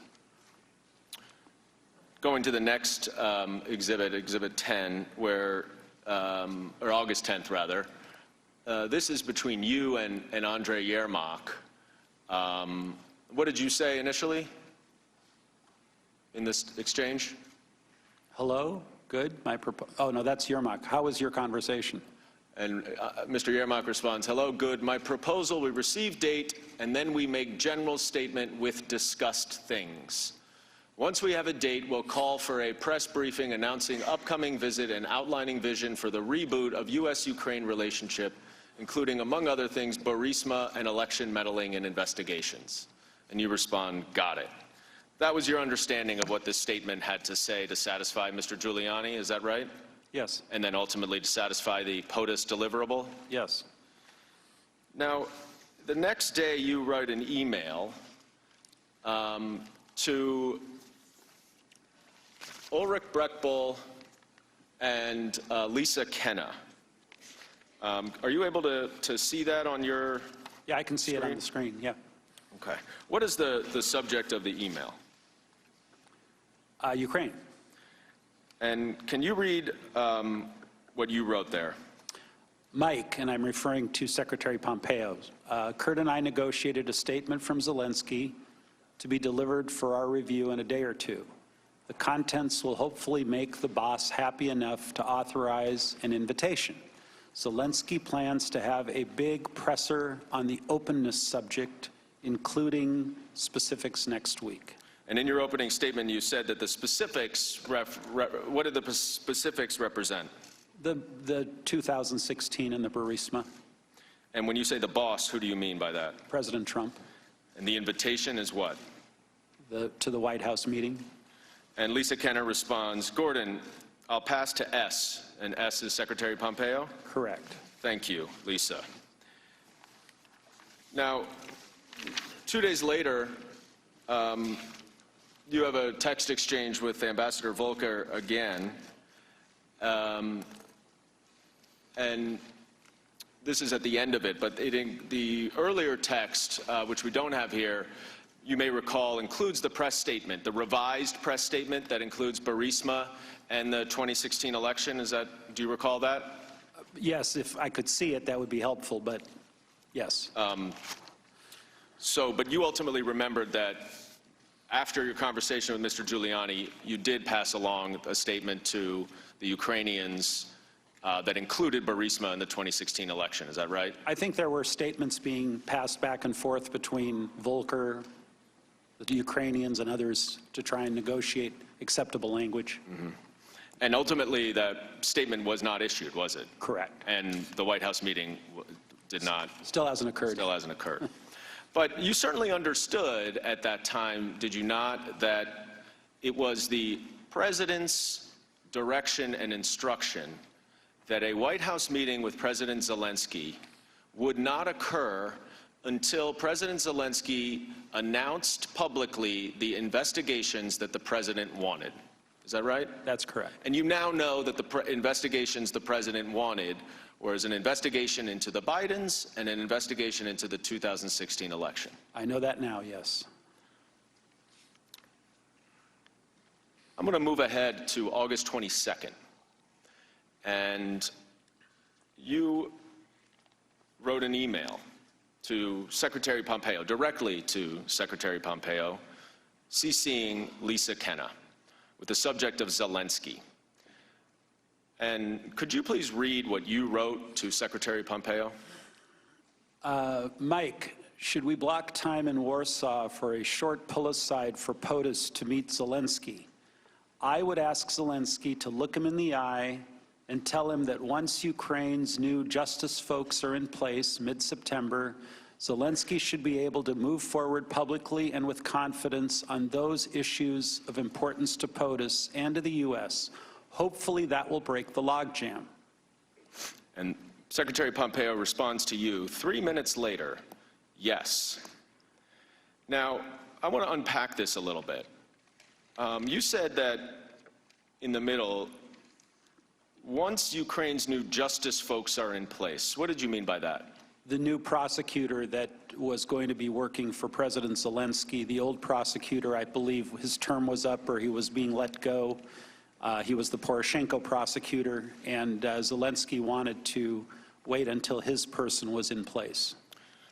So once that new prosecutor was in place, then President Zelensky, should be able to move forward publicly and with confidence on those issues of importance to POTUS. What did you mean by those issues of importance to POTUS? Again, the 2016 election and Burisma investigation. Were you aware at this time that Secretary Pompeo had listened in to the July 25th phone call? I was not. If he had, do you believe that he would fully understand what the issues of importance to POTUS related to Ukraine would be? I mean, I can't characterize his state of mind. He listened in on the phone call and he concluded what he concluded. But now that you've read the phone call, it's quite clear what the issues of importance to POTUS are. Yes. Biden investigation and Yes. the 2016 election investigation. Is that right? That's correct. Then it says, hopefully, that will break the logjam. Now, by this point, you were aware that security assistance had been on hold for about 5 weeks. Is that right? I became aware on the 18th of July. And you understood that there was a lot of activity within the State Department and elsewhere to try to get that hold lifted. Is that right? That's right. Just about everybody in the interagency, meaning the national security apparatus, wanted to lift the hold and wanted the aid to go to Ukraine? Correct. So what did you mean here when you said logjam? Well, as I said to Chairman Schiff, I meant inclusively anything that was holding up moving forward on the meeting and the Ukraine-U.S. relationship. And what was holding that up? At that point, it was the statements about Burisma and the 2016 elections. But what was being held up? Well, the aid was being held up, obviously. 4 days later, you said in your opening statement that you sent Rudy Giuliani's contact information to John Bolton. Is that right? I did. Did you know why he asked for that? No idea. Did you know that he was going to Ukraine the next day? I knew he was about to go to Ukraine. I didn't know exactly when his trip was, but I thought it was kind of an odd request, given that the White House can pretty much get anyone's phone number they want. Now, in this email to Secretary Pompeo, you reference a trip to Warsaw. Ultimately, the vice president went on that trip? That's correct. And that was the conversation that you talked about, where you testified earlier to, that where you said that we really need to get these investigations from Ukraine in order to release the aid in the pre-meeting? That's right. And Vice President Pence just nodded? He heard what I said. And didn't respond in any way? I don't recall any substantive response. Okay. But you never specifically referenced the Bidens or Burisma in that meeting, did you? I don't remember ever mentioning the Bidens. I may have mentioned Burisma. And that meeting was with a group. You were not alone with Vice President Pence. That's Is that correct. Right? And you know that at that bilateral meeting with President Zelensky, I believe you testified earlier, that Vice President Pence did not mention these investigations at all, right? I don't recall him mentioning the investigations. So that your testimony is just simply in a pre-meeting with a group of Americans before the bilateral meeting. You referenced the fact that Ukraine needed to do these investigations in order to lift the aid. Right? I think I referenced, I didn't say that Ukraine had to do the investigations. I think I said that we heard from Mr. Giuliani that that was the case. So that helped inform your presumption, correct? Correct. So it wasn't really a presumption. You heard from Mr. Giuliani. Well, I didn't hear from Mr. Giuliani about the aid. I heard about the Burisma in 2016. And you understood at that point, as we discussed 2 + 2 = 4, that That's the right. aid was there as well. That was the problem, Mr. Goldman. No one told me directly that the aid was tied to anything. I was presuming it was. Right. Well, I want to go ahead to, I want to go back on September 1st, or I'm going to jump actually ahead to September 7th, okay? When we discussed those text messages where you said there were multiple convos with President Zelensky and POTUS, you recall that? Do you have the email by any chance? We could try to pull it up in a second, but you don't remember I showed it to you Yeah, this go morning? ahead, though, with your question. And you confirmed that that likely meant, as you said it did, that you spoke with President Trump. Is that right? Again, if my email said I spoke with President Trump, presumably I did. You are relying pretty heavily in your testimony on the texts and emails that you were able to review, is that right? That's right. So certainly if someone else had contemporaneous texts, emails, or notes, you would presume that what they were saying was accurate. Is that correct? Well, if they had texts or emails, I would. If they had notes, I don't know. Some people's notes are great, some people's aren't. I don't know. But certainly it would be a helpful refresher to anyone's memory. Including my own. Now, you had a conversation on September 7th, according to both Ambassador Taylor and Tim Morrison, with Tim Morrison, where you told Mr. Morrison that President Trump told you that he was not asking for a quid pro quo, but that he did insist that President Zelensky go to a microphone and say that he is opening investigations of Biden and 2016 election interference, and that President Zelensky should want to do this himself. You don't have any reason to dispute both Ambassador Taylor's and Mr. Morrison's testimony about that conversation, do you? No. On September 8th, you then had a conversation directly with Ambassador Taylor about this same phone call, where Ambassador Taylor said that you confirmed that you spoke to President Trump, as he had suggested earlier to you, and that President Trump was adamant that President Zelensky himself, meaning not the prosecutor general, had to, quote, clear things up and do it in public, unquote. Do you recall, you don't have any reason to think that Ambassador Taylor's testimony based on his contemporaneous notes was... I don't know if I got that from President Trump or I got it from Giuliani. That's the part I'm not clear on. Well, Ambassador Taylor is quite clear that you said President Trump. Mr. Morrison is also quite clear that you said President Trump. You don't have any reason to dispute their very specific recollections, do you? No, if they have notes and they recall that, I don't have any reason to dispute it. I just personally can't remember where I got it from. And then you also told Ambassador Taylor in that same conversation that if President Zelensky, you told President Zelensky and Andrei Yermak that although this was not a quid pro quo, as the president had very clearly told you, it was, however, required for President Zelensky to clear things up in public or there would be a stalemate. You don't have any reason to dispute Ambassador Taylor's recollection of that conversation you had with President Zelensky, do you? No. And that you understood the stalemate referenced the aid, is that correct? At that point, yes. Ambassador Taylor also described a comment that you made where you were trying to explain what President Trump's view of this was. And you said that President Trump is a businessman. When a businessman is about to sign a check to someone who owes him something, the businessman asks the person to pay up before signing the check. Do you recall saying that to Ambassador Taylor? I don't recall it specifically, but I may have. And Ambassador Volker also said that you did. Okay.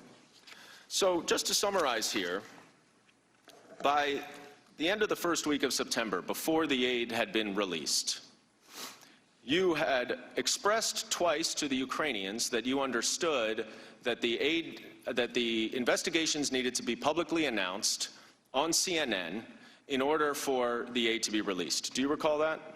I didn't say that they had to be announced on CNN. The Ukrainians said to me or to Ambassador Volker, or both of us, that they had planned to do an interview anyway on CNN and they would use that occasion to mention these items. And that even though at some point you had calculated 2 + 2 = 4, and therefore you believed that the aid was conditioned on the investigations, that you had a phone call with President Trump that you relayed to both Tim Morrison and Ambassador Taylor, whose accounts of that conversation you do not dispute, where President Trump confirmed that President Zelensky needed to publicly announce the investigations, or otherwise the obvious implication of the stalemate would be that the aid would not be released. Is that correct?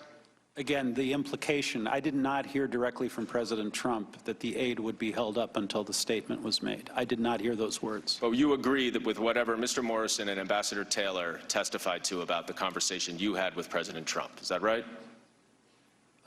Remind me again. I don't want to misspeak. Well, you just said you have no reason to dispute their accounts based on their detailed notes. Were they saying that I told them that President Trump said that the aid would not be released until the statements were made? Because I said repeatedly, I don't recall President Trump ever saying that to me. Okay. I think what they said, if I could just finish this line of questioning, was that President Trump was adamant that President Zelensky himself had to clear things up, quote, clear things up and do it in public, unquote. So what they related was, although President Trump claimed to you there was no quid pro quo, he also made it clear to you in that call that President Zelensky had to, quote, clear things up and do it in public. You don't have any reason to dispute? That's what you I don't have any reason to dispute the clear things up and do it in public. What I'm trying to be very clear about was President Trump never told me directly that the aid was tied to that statement. But in that same conversation you had with him about the aid, about the quid pro quo, he told you that President Zelensky had to, quote, clear things up and do it in public, correct? I did not have a conversation with him about the aid. I had a conversation with him, as referenced in my text, about quid pro quo. Well, the quid pro quo you were discussing was over the aid, correct? No. President Trump, when I asked him the open-ended question, as I testified previously, what do you want from Ukraine? His answer was, I want nothing. I want no quid pro quo. Tell Zelensky to do the right thing. That's all I got from President Trump.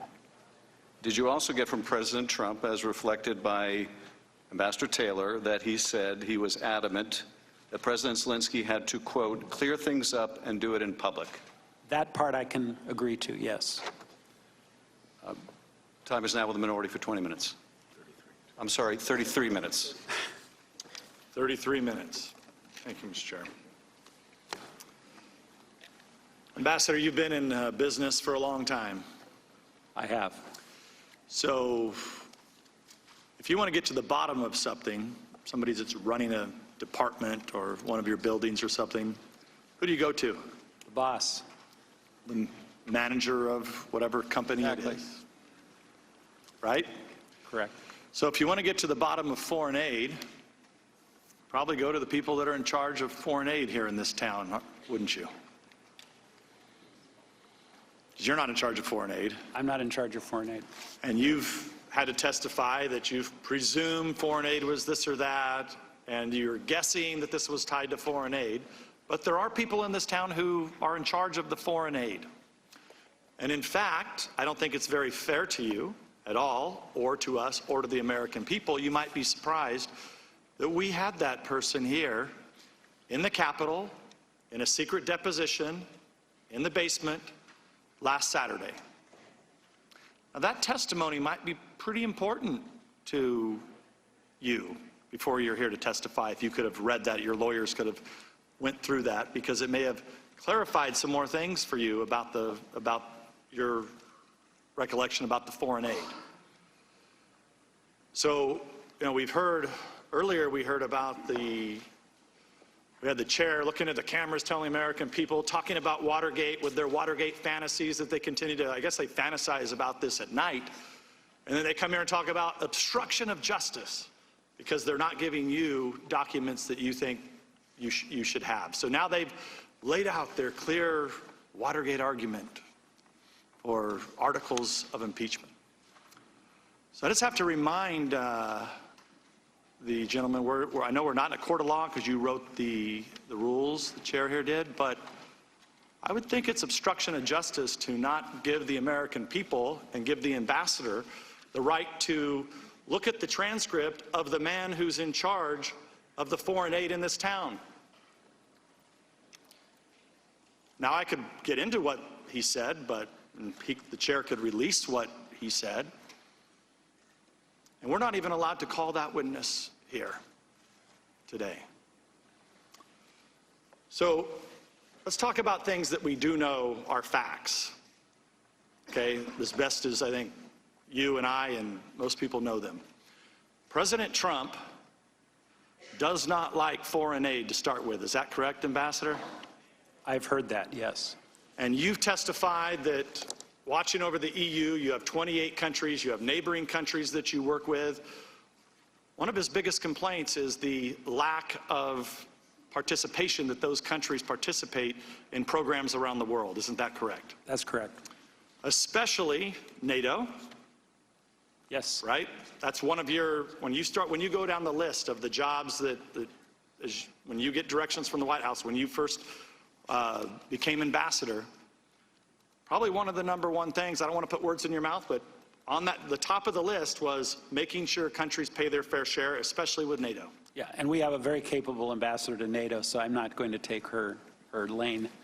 But it's one of the, but you work with those countries, it's one of the issues that you bring up in your meetings, correct? It is. So, now I know you weren't on the July 25th phone call, but one of the first things that the President